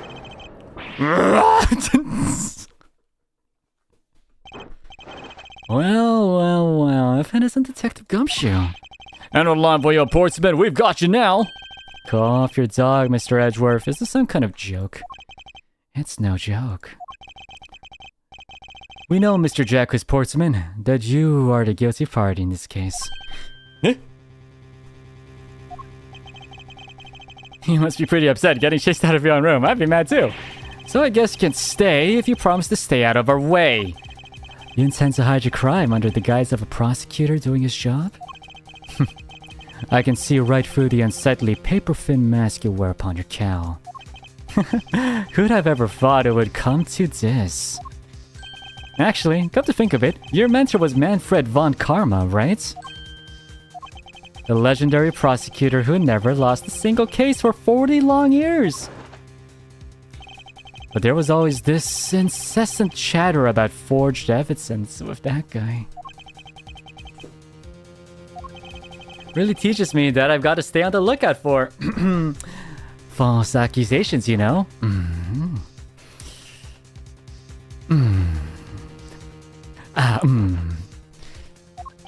Are you done trying to play mind games with me? Because they won't work. The only thing you should be using that mouth of yours for now is explaining yourself. Although that too will only dig you a hole deeper. Either way, your game is up. Well, aren't we full of ourselves, even though you have yet to prove anything? Bring it on. 1v1 me, bro. I have no idea what sort of harebrained idea you have in mind, but there's a mountain of evidence that points away from me being the culprit. Besides, how, may I ask, do you propose I unlocked your door and got in here? Look, I feel bad doing this to you, but I got work to do, so we're done here. Sorry, but we are not finished yet. God, you're so stubborn. Suppose you're basing your accusations on something. I'll show you what I'm basing my accusation on with evidence. Alright, here we go. Here we go, guys. Here's the moment. I have no idea what... Yeah. There's a mountain of evidence that points away from me being the culprit. Besides, how may I ask you propose? I unlocked the door and got in here.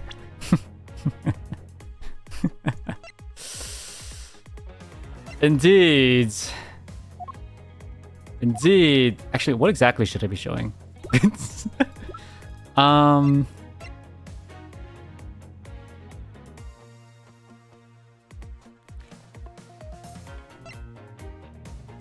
Isn't it like all of this? Can they just... It's like all of this combined, right? How about I press on this first? Hold it! Unfortunately, I believe I already shown how earlier.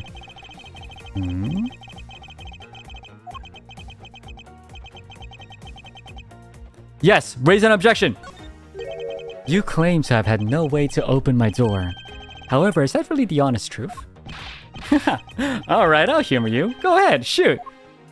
Very well then. I propose that you use this to open my door.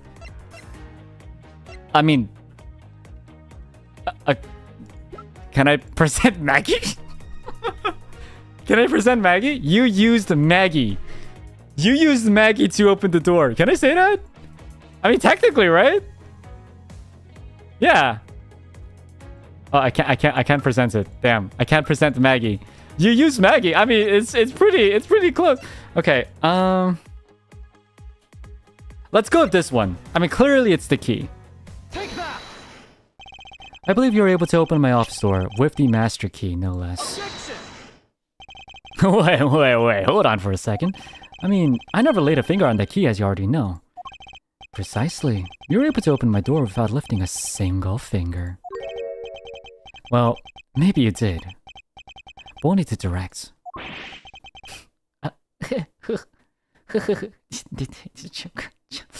What?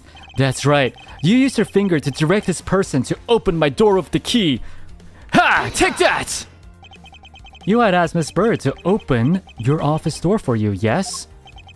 Yeah, I kind of forgot my key at home. Happens a bit too often for my taste, you know. But the room you had Miss Bird open at the time was not yours, was it?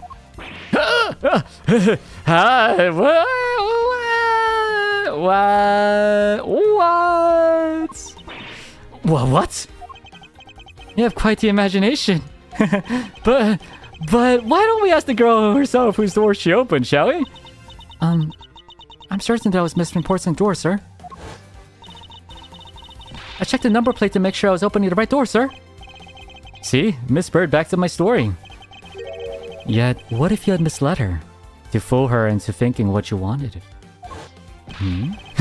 And how do you suppose I did that, huh? By switching the number plates on our doors, for example. Just, you know, as an example. That's right!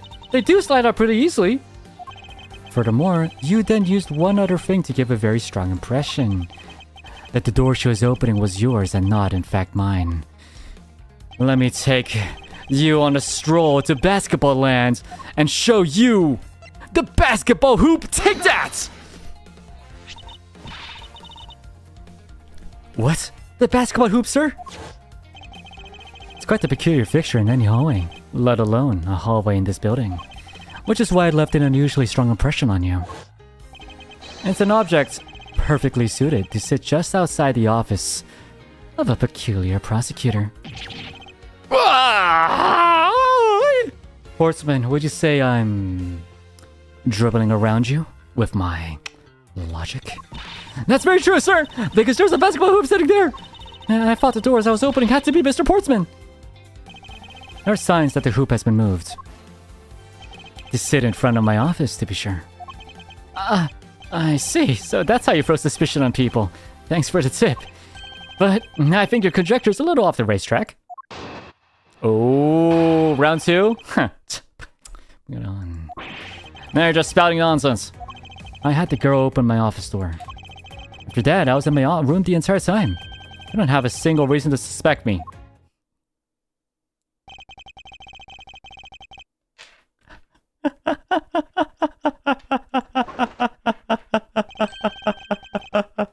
It's funny because the victim actually, the person that you killed actually has proven that you are super duper bullshitting.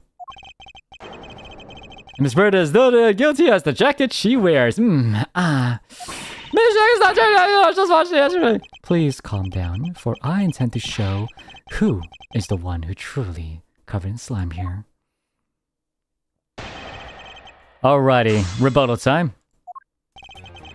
Nom nom nom nom nom nom nom nom nom na nom nom na. Na na na na na. Oh, actually, do I press this? Hold it. And what were you doing in your office? I was doing my usual training regimen. Training regimen? Were you going through your law books from start to finish? Mainly batting practice and some weights. Oh, and a jog when I get the chance. Wow, you must be the buffest prosecutor we have. The weakest legal muscles, it would seem. I was doing my usual workout, so... Alright,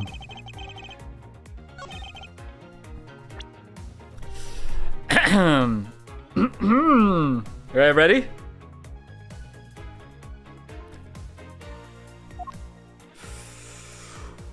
Objection!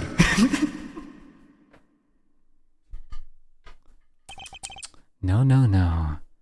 That was a lie. What are you talking about? How's that a lie? Where am I?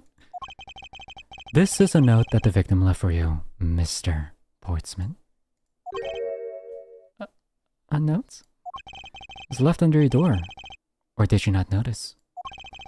And right here it says, "But you're out."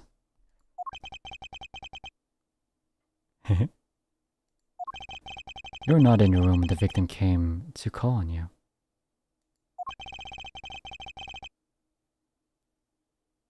So, then, where were you? And what were you doing?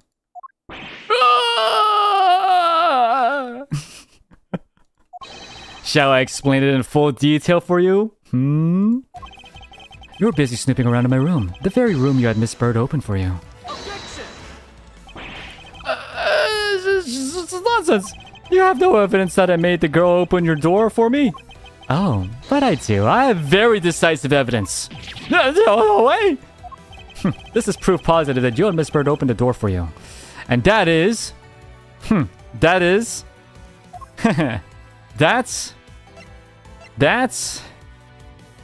probably this. I'm actually not sure. It's probably this, but I'm not 100% sure. Probably this. Present the badge just for the fun of it? That's right! The true reason, the proof that Miss Bird opened the door is because of this! Take a good look at this! My beautiful badge! It's super shiny! Getting I love that this song is a banger. This is the same song in that meme of like, actually, your testimony, the autopsy that you're talking about, yeah, it's outdated. Have you seen this updated autopsy report? Take that! I had your door dusted for prints. My door? What for? Come on, I bet you didn't find anything. You sure are good at wasting time. You're right. I didn't find anything. And definitely not Miss Bird's fingerprints. Her prints? What did they have to do with it? Let's put it this way. If she really was the one who opened your door, then her prints should naturally be on the doorknob she touched. Further, all of the prints on my office door's knobs have been wiped cleaned off. Very suspicious. I can only assume it's because Miss Bird's fingerprints were on it. Don't you think it's time you gave up your charade? We know you stole into my office with the intent of stealing something from me. And Detective Faith found you out. Possibly because he heard sounds coming from a room whose occupant was on leave. Mr. Portsman, you killed Mr. Faith to silence him. And I had the misfortunes returned when I did. You had to threaten me as you escaped. As I said, when you had the gun to my back, no one gets away with committing murder in my office.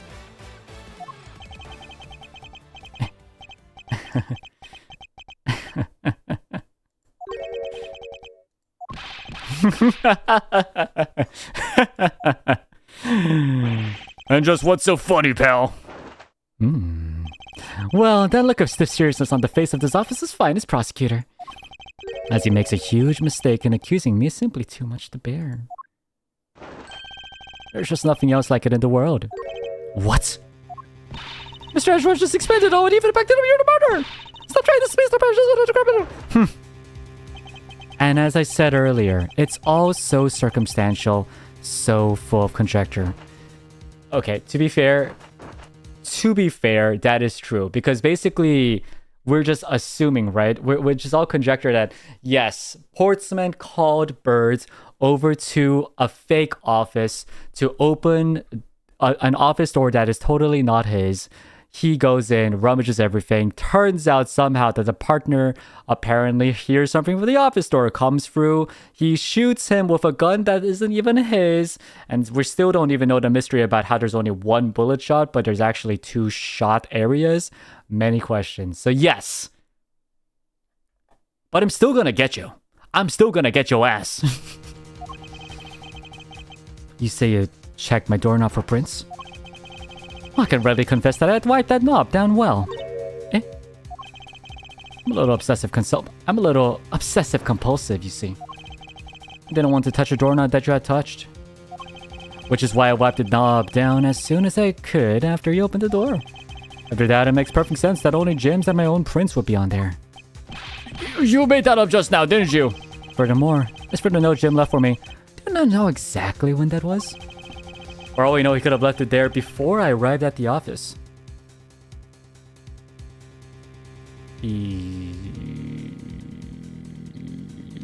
Huh? Like early evening, for example.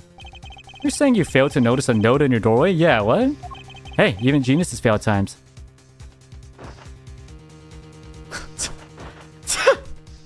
Wash. Wow. Wow, okay. Yeah, alright.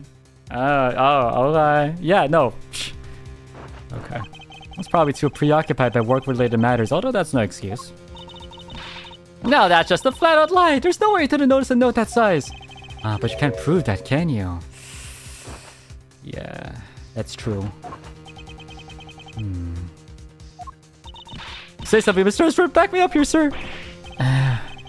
He does make a good point. I can't prove that he didn't simply overlook it.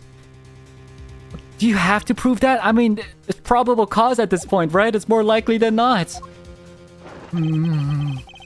Besides, I have an airtight alibi. You do? I just realized I had one as we were talking. I guess it would have been better for all of us if I had told you sooner. You have an alibi? Alrighty here. Let's dig this out. He's a tough foe, especially for the first case. If memory serves, he came back to his office at around 2 a.m. Yeah? It was then that you had the unfortunate confrontation at gunpoint with the culprits. But exactly that time I was down in the criminal affairs. Ask around, I'm sure the other detectives will corroborate my story. It's the perfect alibi.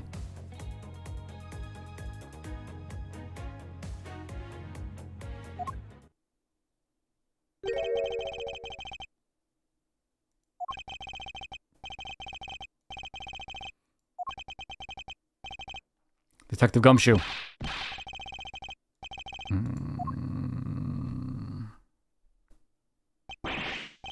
I think we're in trouble. It's just like Mr. Portsman said. The guys down in criminal affairs said that saw him at around 2 a.m.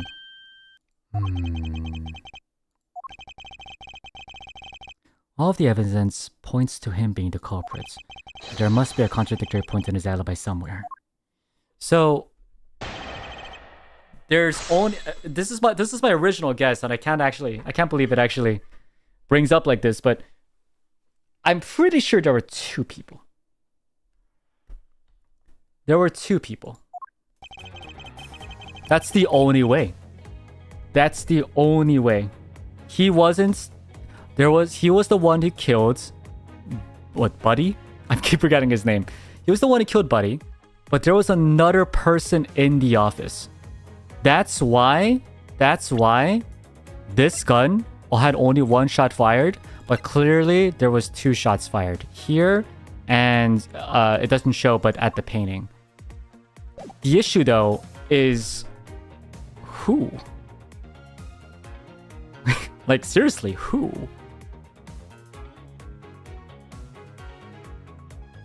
Alright, but let's first break down these points. Let's press on this. It is as you say, however. Yes, however, you're the only one who claims to have bumped into the culprits.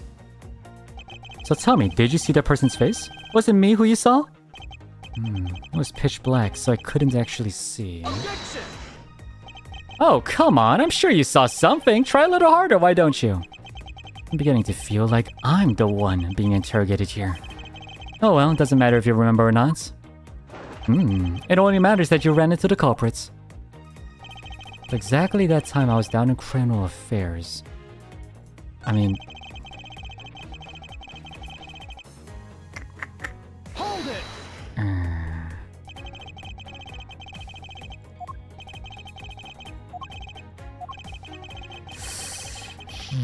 Let's press all of it and see if we get anything.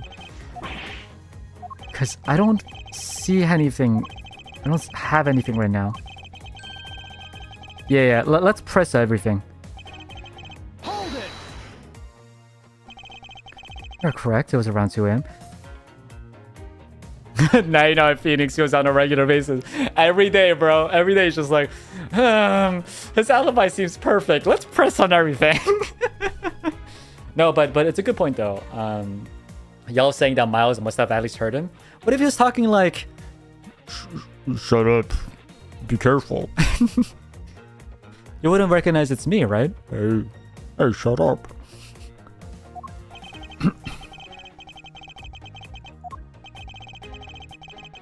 So it was definitely 2 a.m.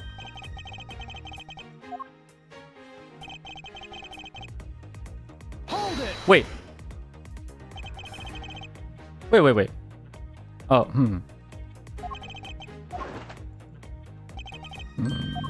Objection!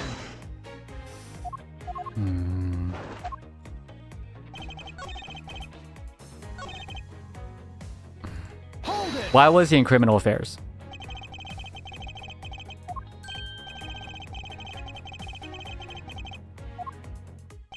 Crap. Yeah, no, I think... Impossible! Ah, sonda bakana! Sonna bakana! He actually does have the perfect alibi. No! Ryoma, thank you so much for the raid. I hope you're well.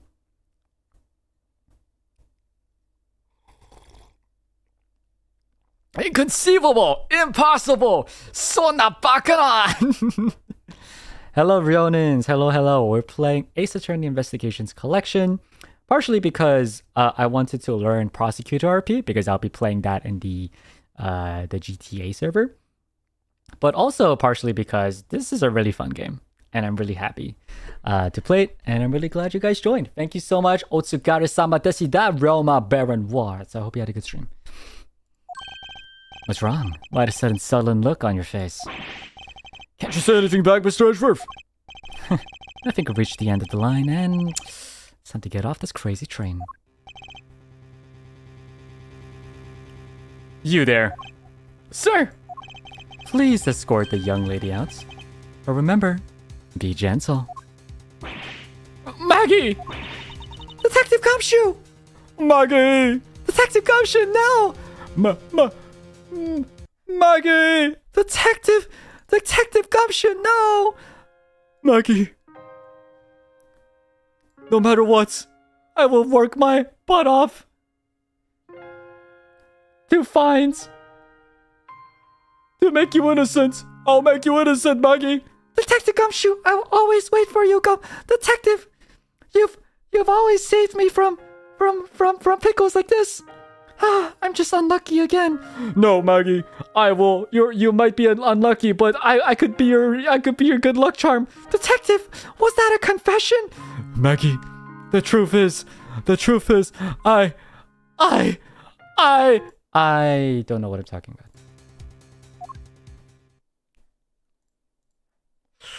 Damn. Is there nothing I can do? There must be a way to turn the situation around. I only had a clue. Did I miss something that can help me cast doubt on his alibi? Come on, think! Use logic! I need to calmly think this through one more time. And... with logic!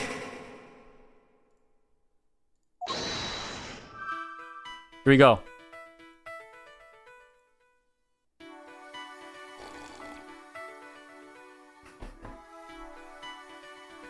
It has to be this.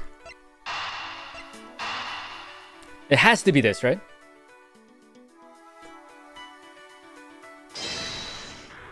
Eureka! There were 2 bullets left at the scene of the crime. One that robbed Mr. Faith of his life, and one that nearly robbed me of my jacket.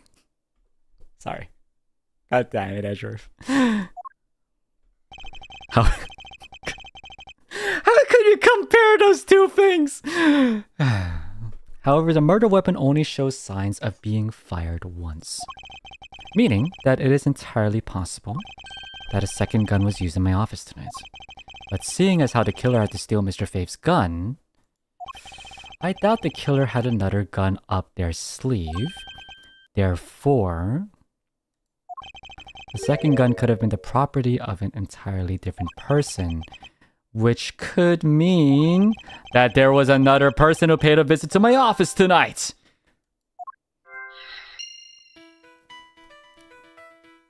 So it has to be these 2. The culprit rearranged my files twice.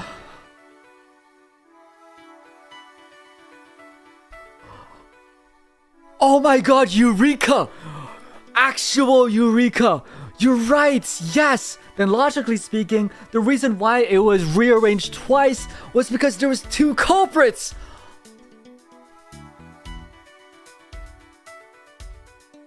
Oh! Oh, actual Eureka!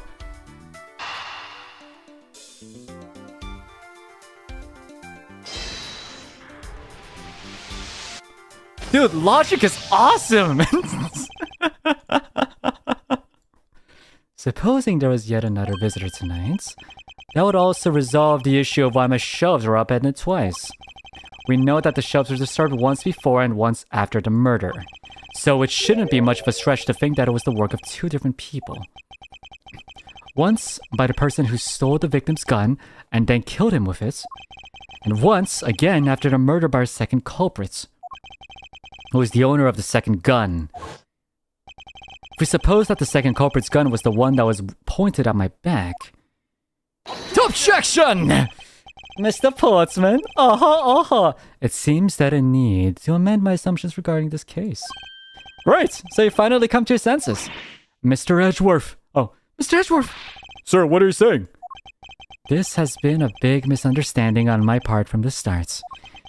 I had assumed that the person I ran into was the killer, but that may not be the case.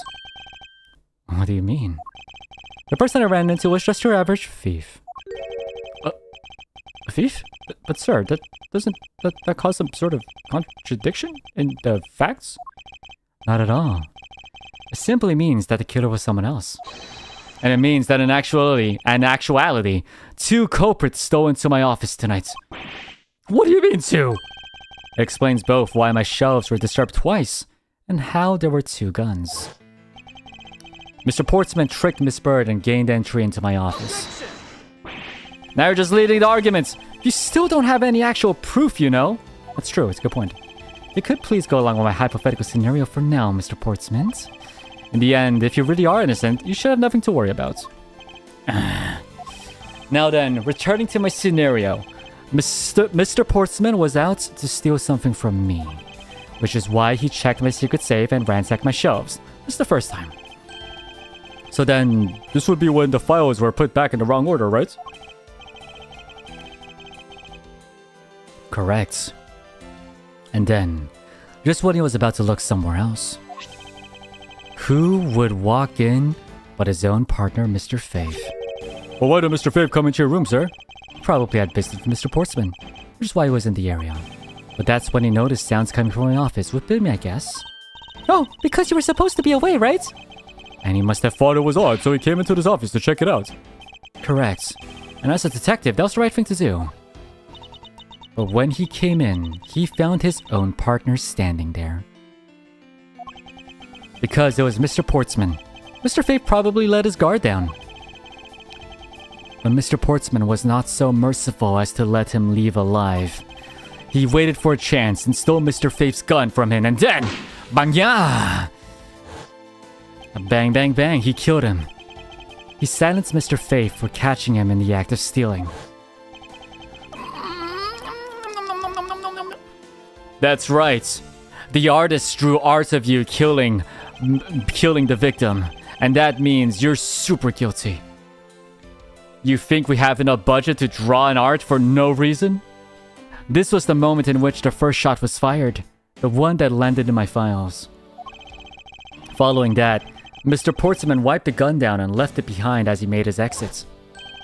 He could afford to do that, because he also left a fake dying message behind. You're such a complicated troublemaker, you know that? Well, if things were as simple as that, then all would be solved. However, there was yet another visitor to my room, and this is where it gets complicated. Was another?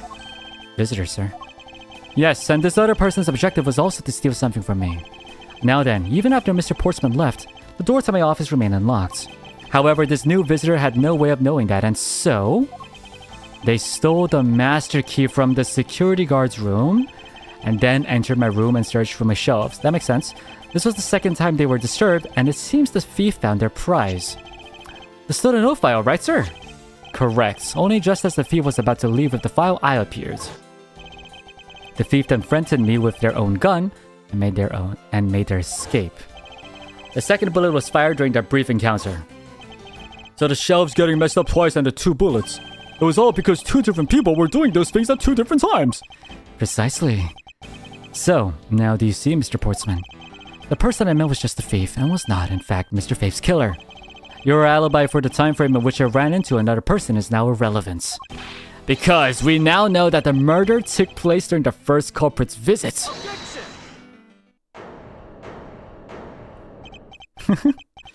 Okay, but isn't that really...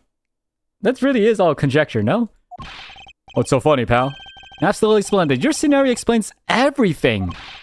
Of course it does. It's Mr. Edgeworth. But we can't prove the fact that there was a thief, right? It's all circumstantial evidence. Yeah, no, you're right. It is all circumstantial. I guess he is a prosecutor after. What do you mean I'm surprised? Supposing if, and that's a big if, your theory is right, I would indeed render my alibi, which has withstood scrutiny, mind you, irrelevant. But there is still one defining point of your argument for which you have no evidence. Your supposition. That was the first visitor. Mr. Edgeworth, you can't let him get away with that, sir. But he has a point. I have absolutely no proof at this point. Don't say that, sir. I don't believe this. Don't worry, Maggie. I'll do something if I must. You know something? I find your attitude to be somewhat peculiar, Mr. Edgeworth.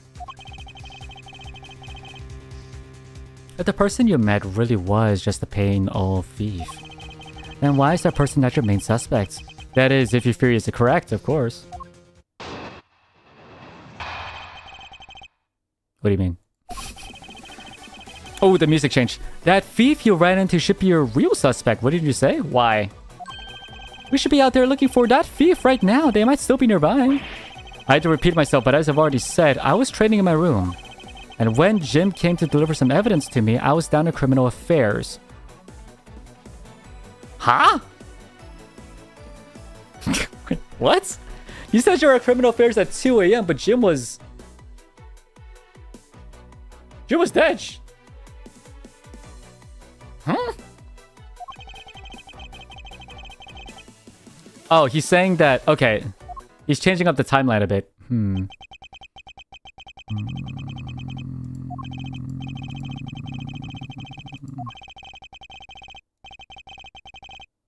I find your alibi to be fascinating. Let's continue where we left off, shall we? I know he's lying. I know he was here at the scene of the crime. I just have to find a way to prove it. I think the issue here is probably...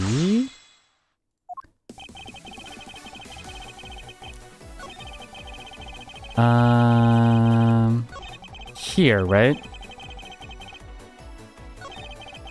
Or it's either here or here. So let's go. Let's press on both. According to Mr. Faith's notes. Oh.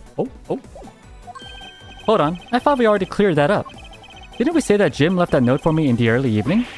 If you have proof that he left it at a different time, say just before he was murdered. I don't have any, no. You see, so I insist again that I was in my office the entire time. When Jim came to deliver some evidence to me, I was down at criminal affairs. Well, I don't understand this. I don't understand this. Why didn't you go there with Mr. Faith? That's because he said he was tired and was going to take a quick nap. Am I misunderstanding something? Must be misunderstanding something. You know those sofas in the hallway? He likes to sleep on those. It's one of his habits. One of the evidence he brought. Things related to yesterday's case. A gun and a pendant.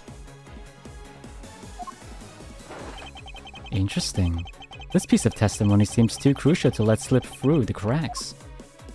A gun and a pendant? A gun and a pendant, you say? Yeah, this gun, which was the murder weapon. And this pendant, which belonged to the victim. And why were you taking them to criminal affairs? There's something in a past case file I wanted to compare these two to. But all this has nothing to do with this case right now. Anyway, I believe you'll find a long paper trail left to be to your satisfaction.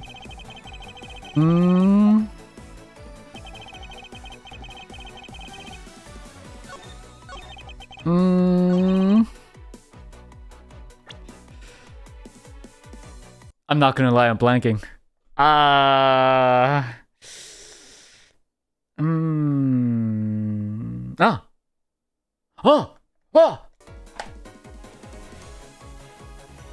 So you're saying, hold up. Hold on. You're saying that Mr. Portsman brought a gun and a pendant, right? Let me read that again. If I'm reading this correct, right?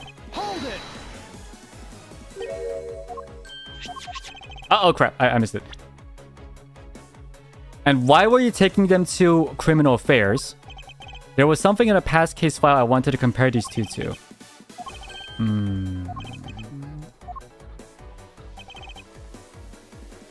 Yeah. How is his gun related to yesterday's case? It's his gun. It's not like a right? I'll give it a try. Crap.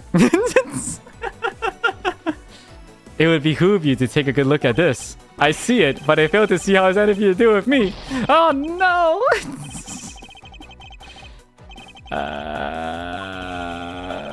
No. Okay, calm down. Use logic. We gotta use logic. Let me use logic here.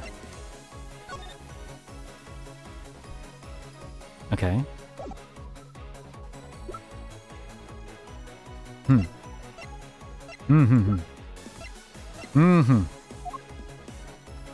What about this though? Ah! Ah! Yes! Ah! Objection, you little shibans!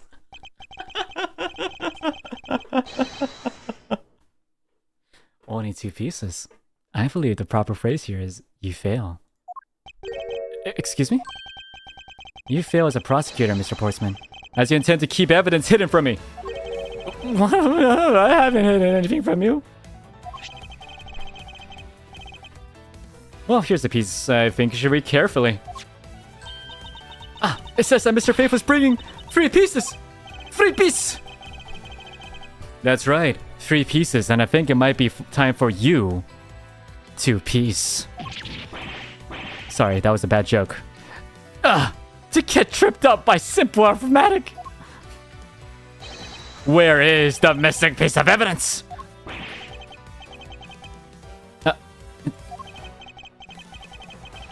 You have it, don't you? Only the guilty will make such a face. Oh, that thing you call a testimony? Absolute BS. Have you seen the updated autopsy report? Detective Gumshoe. You don't have to say it, sir. I'll pat the guy down from head to toe. Ah! Wait, don't come any closer. I'm warning you.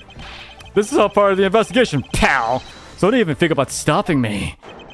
No, don't touch me. Hey, what's this? He had this on him, sir. A videotape? Oh? Why would he hide something like that? And why does he still have it on him? There's only one reason why anyone would hide evidence of this caliber. Because it would unequivocally point to that person himself as the real killer. Let's examine this videotape in a little more detail. For the section of the tape that would drive the last nail into his coffin. That's right, I speak English. The KG8... Wait, I'm actually a little curious about this though. The KG8 incidents?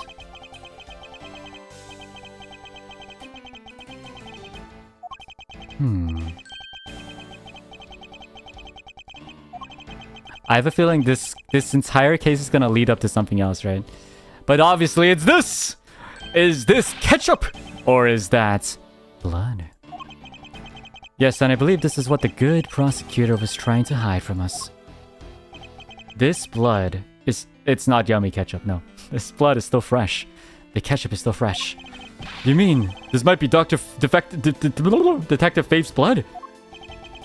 No. You've got it all wrong. No amount of denial can save you.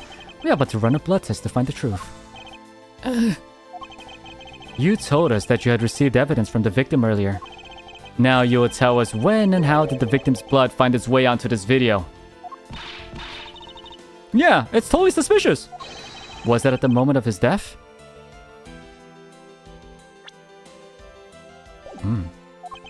Did Detective Faith have this videotape on his personage when you killed him? You know very well there's no way to prove that. Not even if we were to examine his tape or fingerprints? If I had to take a guess, I'd say that the only ones on here would belong to the murderers, you and Mr. Faith. No! So not back up! Whoa, that is impressive.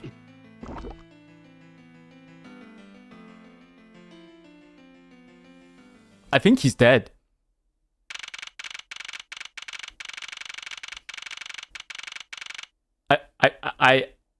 I don't think he survived that.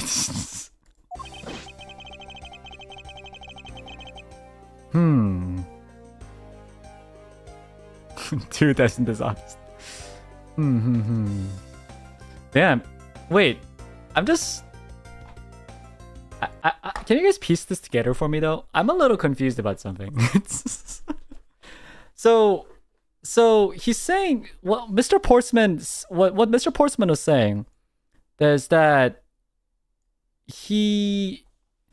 What's his name? Mr. Faith was bringing the 3 pieces of evidence to him in the criminal record room, but for some God knows why reason, Mr. Faith was in my office, and what Mr. Portsman is saying is that Mr. Faith was in my office, and the thief came in and killed Mr. Faith, right? Is what he's saying, right?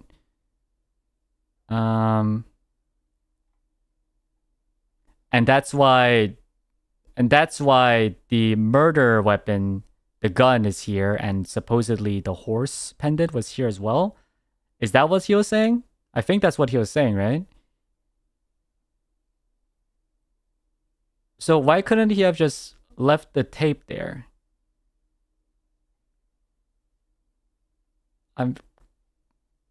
Why did he bring the tape with him?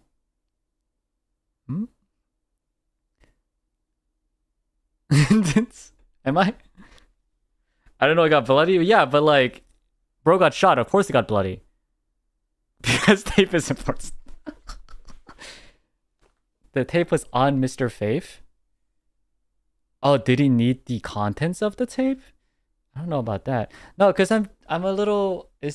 Am I misunderstanding game logic? Is it really that simple? Just game logic? I feel like I might be missing something. But the day is saved. He's gonna borrow a VCR plane. The results we got back from the lab techs on the tape turned out to be real solid.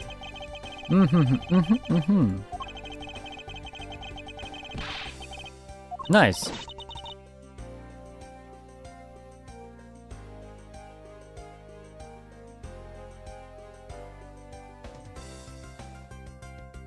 I think he had the tape on him when he died, and Portsman took the evidence after killing him, but hid the tape due to the blood.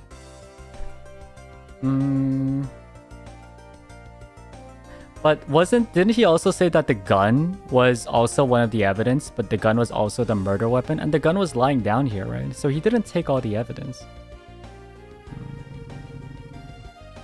He left the evidence here. Why did he take the tape? Why did he take the tape?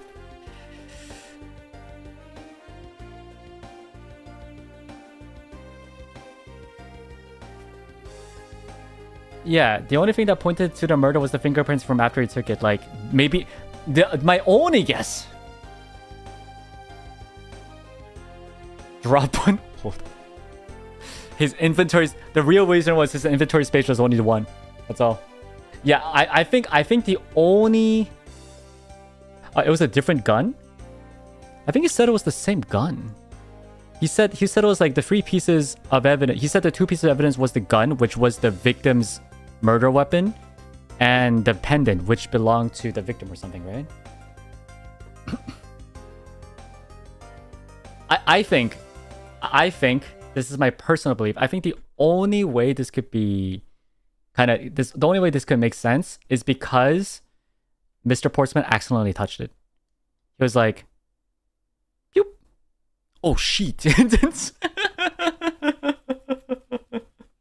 Oh shit! Oh no! I touched the tape. Oh dude!" And you had to bring it over. Now because when you say the forensics leads to the victim, of course it leads to the victim. But like, what I'm saying is, bro was shot, and if under his testimony he was carrying free pieces of evidence, I don't know why he went to Edgar's room and he was shot, then of course the tape will have his blood on it, right? Of course the tape will have his blood on him because he had the stuff. So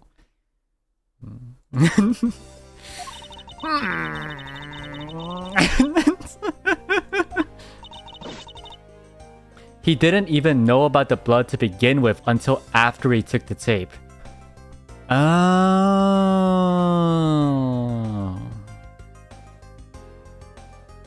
Yeah, so what I'm saying, okay, so it was basically, alrighty, now time to collect my stuff, touches it, oh shit.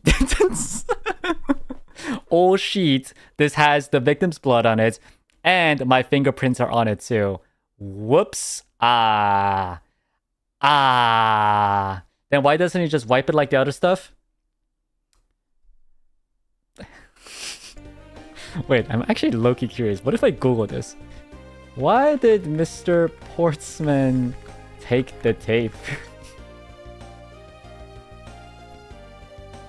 Is there like a...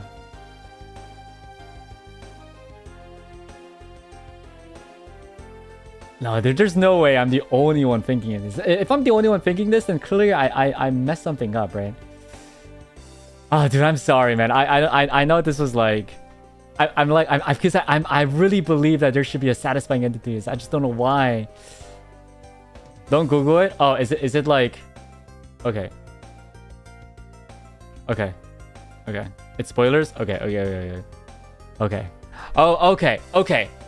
Got it. So basically, long story short, he had to take the tape. He had to take the tape for some reason. Okay, that's all you have to know. For some unexplained reason. Later coming up, he had to take the tape. I see. Maybe it's connected to something. Maybe it's connected to like a future thingy. Because obviously that tape is important because there was a it's not even there. There was a case name on it, right? I see. I think we're thinking the right ways, you know? I think we're thinking. You and I, chats, you and I, guys, we are thinking like true attorneys. We'll be asking the real questions here. I consider myself lucky that it was only a burglary and a murder this time, sir. Huh? If it had been a hold-up or hostage situation, I haven't thrown my hands up in the air. I think I'm finally rising up from a goddess of misfortune to just an unlucky person. Huh? Something tells me we should have hired a different person for security detail.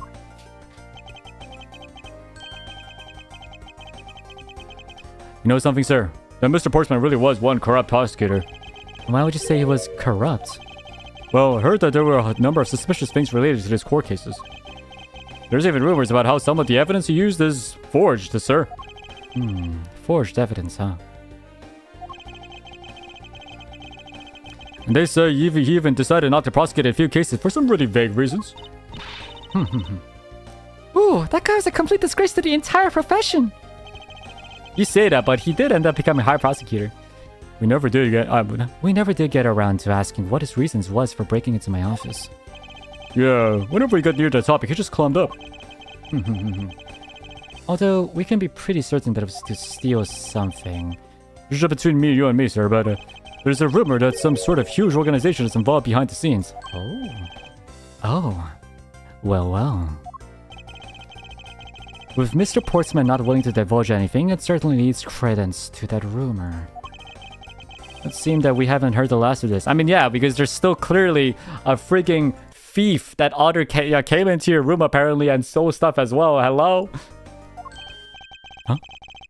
Then Mr. Portsman isn't the bad guy? I didn't say that. But rather that there's still many more mysteries for us to solve. For example, we still haven't figured out the significance to this piece of evidence. Correct?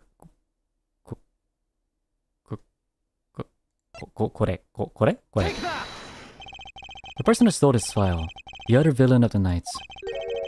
Yeah, I wonder who it was. what happened to the stolen pages? And shot his jacket. You're right. That's the most important part. Yeah. He's probably like, files, whatever. Oh, a thief came in? Whatever. My jackets?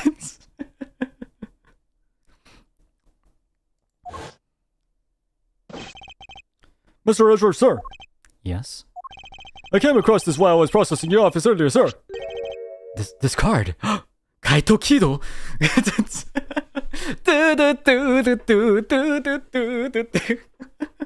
Kaito Kido? What is it, sir? Is that a bird or something on there? It's not just any bird. It's the mark of the raven. A three-legged raven. Even you should know what this is, detective. Oh, it's about that thing, isn't it? That great thief everyone's talking about.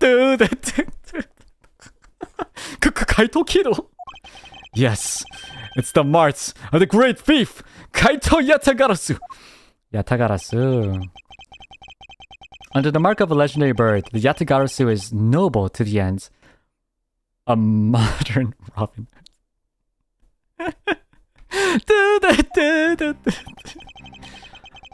Labeled mysterious and phantom-like, the Yatagarasu appears and vanishes at will. 真実はいつも一つ。よれか! Though we don't know how much about this thief's ultimate goal, we do know the targets. The Yatagarasu likes to find and make public evidence of corrupt dealings of all sorts. The thief is always performed in silence and always with perfection. Once a target is chosen, no dramatic calling card or announcement is sent forth. Instead, the chosen corporation is infiltrated without even the target noticing. Some days later, the evidence that was found is sent out to the mass media. Ah, so he steals evidence and publicizes it. Okay. Although it's been since a while since Yataka's last appearance. Hey, Mr. Edgeworth, looks something's written on the back. What? Let me see. It's the location of where the thief put the stolen files. No, that's clearly gibberish. That is clearly hieroglyphics of some sort. Maybe he's Egyptian, I don't know. So the person who stole the contents of the file was the Yatagarasu? Yatagarasu. Organization. Quite a few keywords are popping up in this mystery. The murder in my office. The return of the great thief Yatagarasu. And my jacket about to be damaged. And my jacket almost being destroyed. Looking back, I can't say I didn't see these events coming. For a day were heralded by the incidents that began to occur 2 days ago. The end. And that was the first case, guys. That was the first case. I would like to save my progress indeed. Thank you so much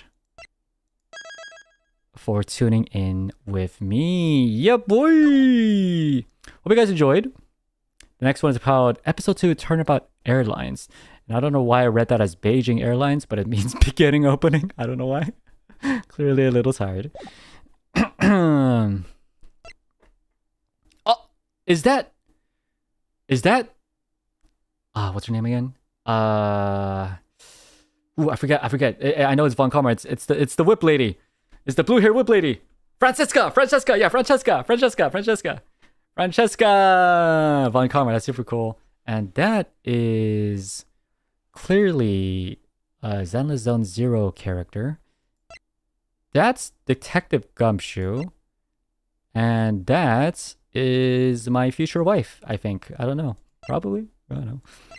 But yeah, I had a lot of fun. We'll continue this game. I promise. I will. I promise. Maybe we could do like one case a day. It would be pretty cool. I don't know how long the cases are. But it'd be super awesome. That's a child.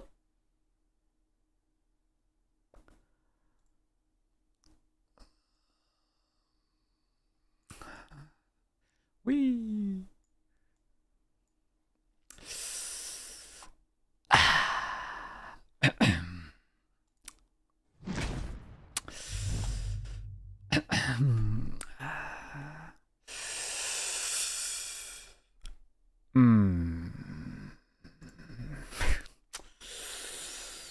Thank you for the string Keiku, red envelope emoji.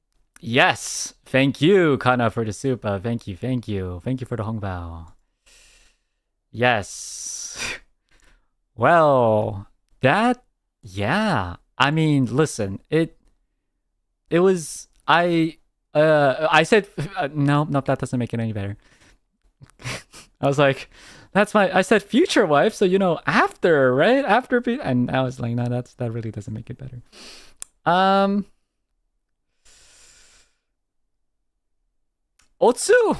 Otsukare-sama deshita. Yep. I will see you next time. So yeah. I gotta run away before I get thrown into jail. Holy moly. Sure. Let me talk about the schedule. Quickly talk about the schedule.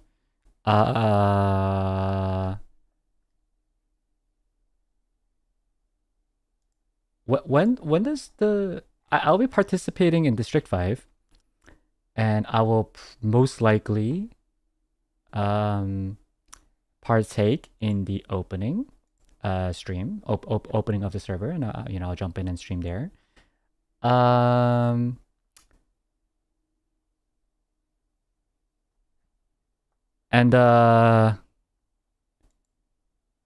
I'll try my best to stream as much as I can, because I feel like RP is all about, consistency.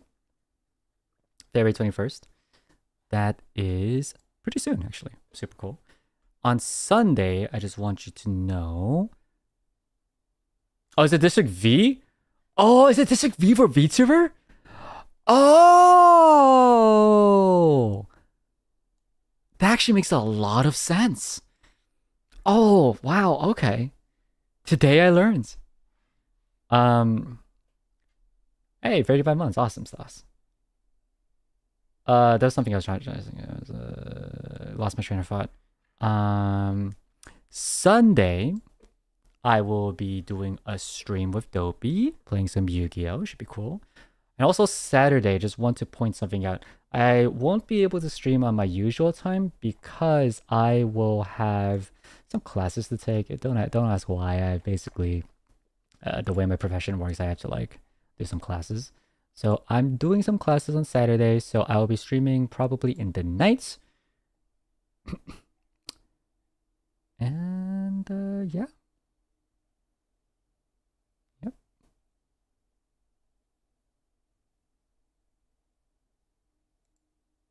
Yu-Gi-Oh! Is happening. I'm very excited about Yu-Gi-Oh! As well. Should be super fun. I'm gonna play with some very basic cards. So it should be relatively easy to see and to understand, I think.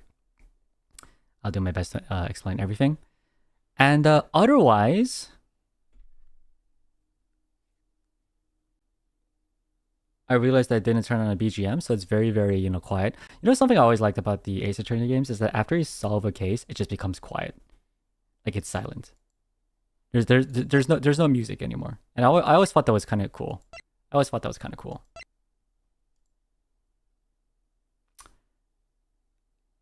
Yeah.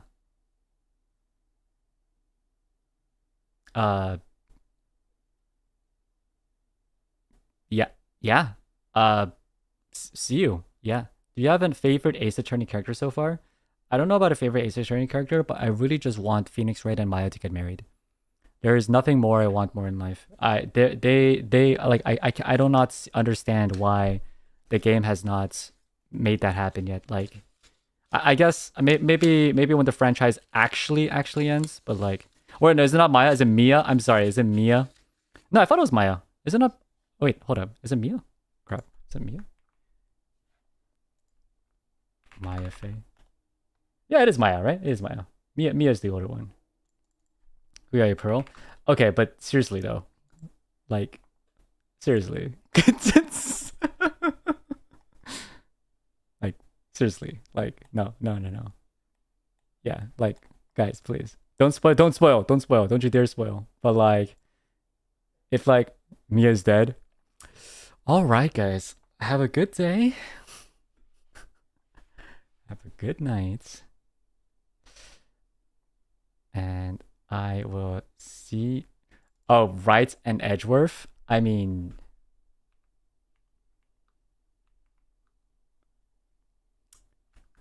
Yeah, but listen, man. They have official wedding ring merch?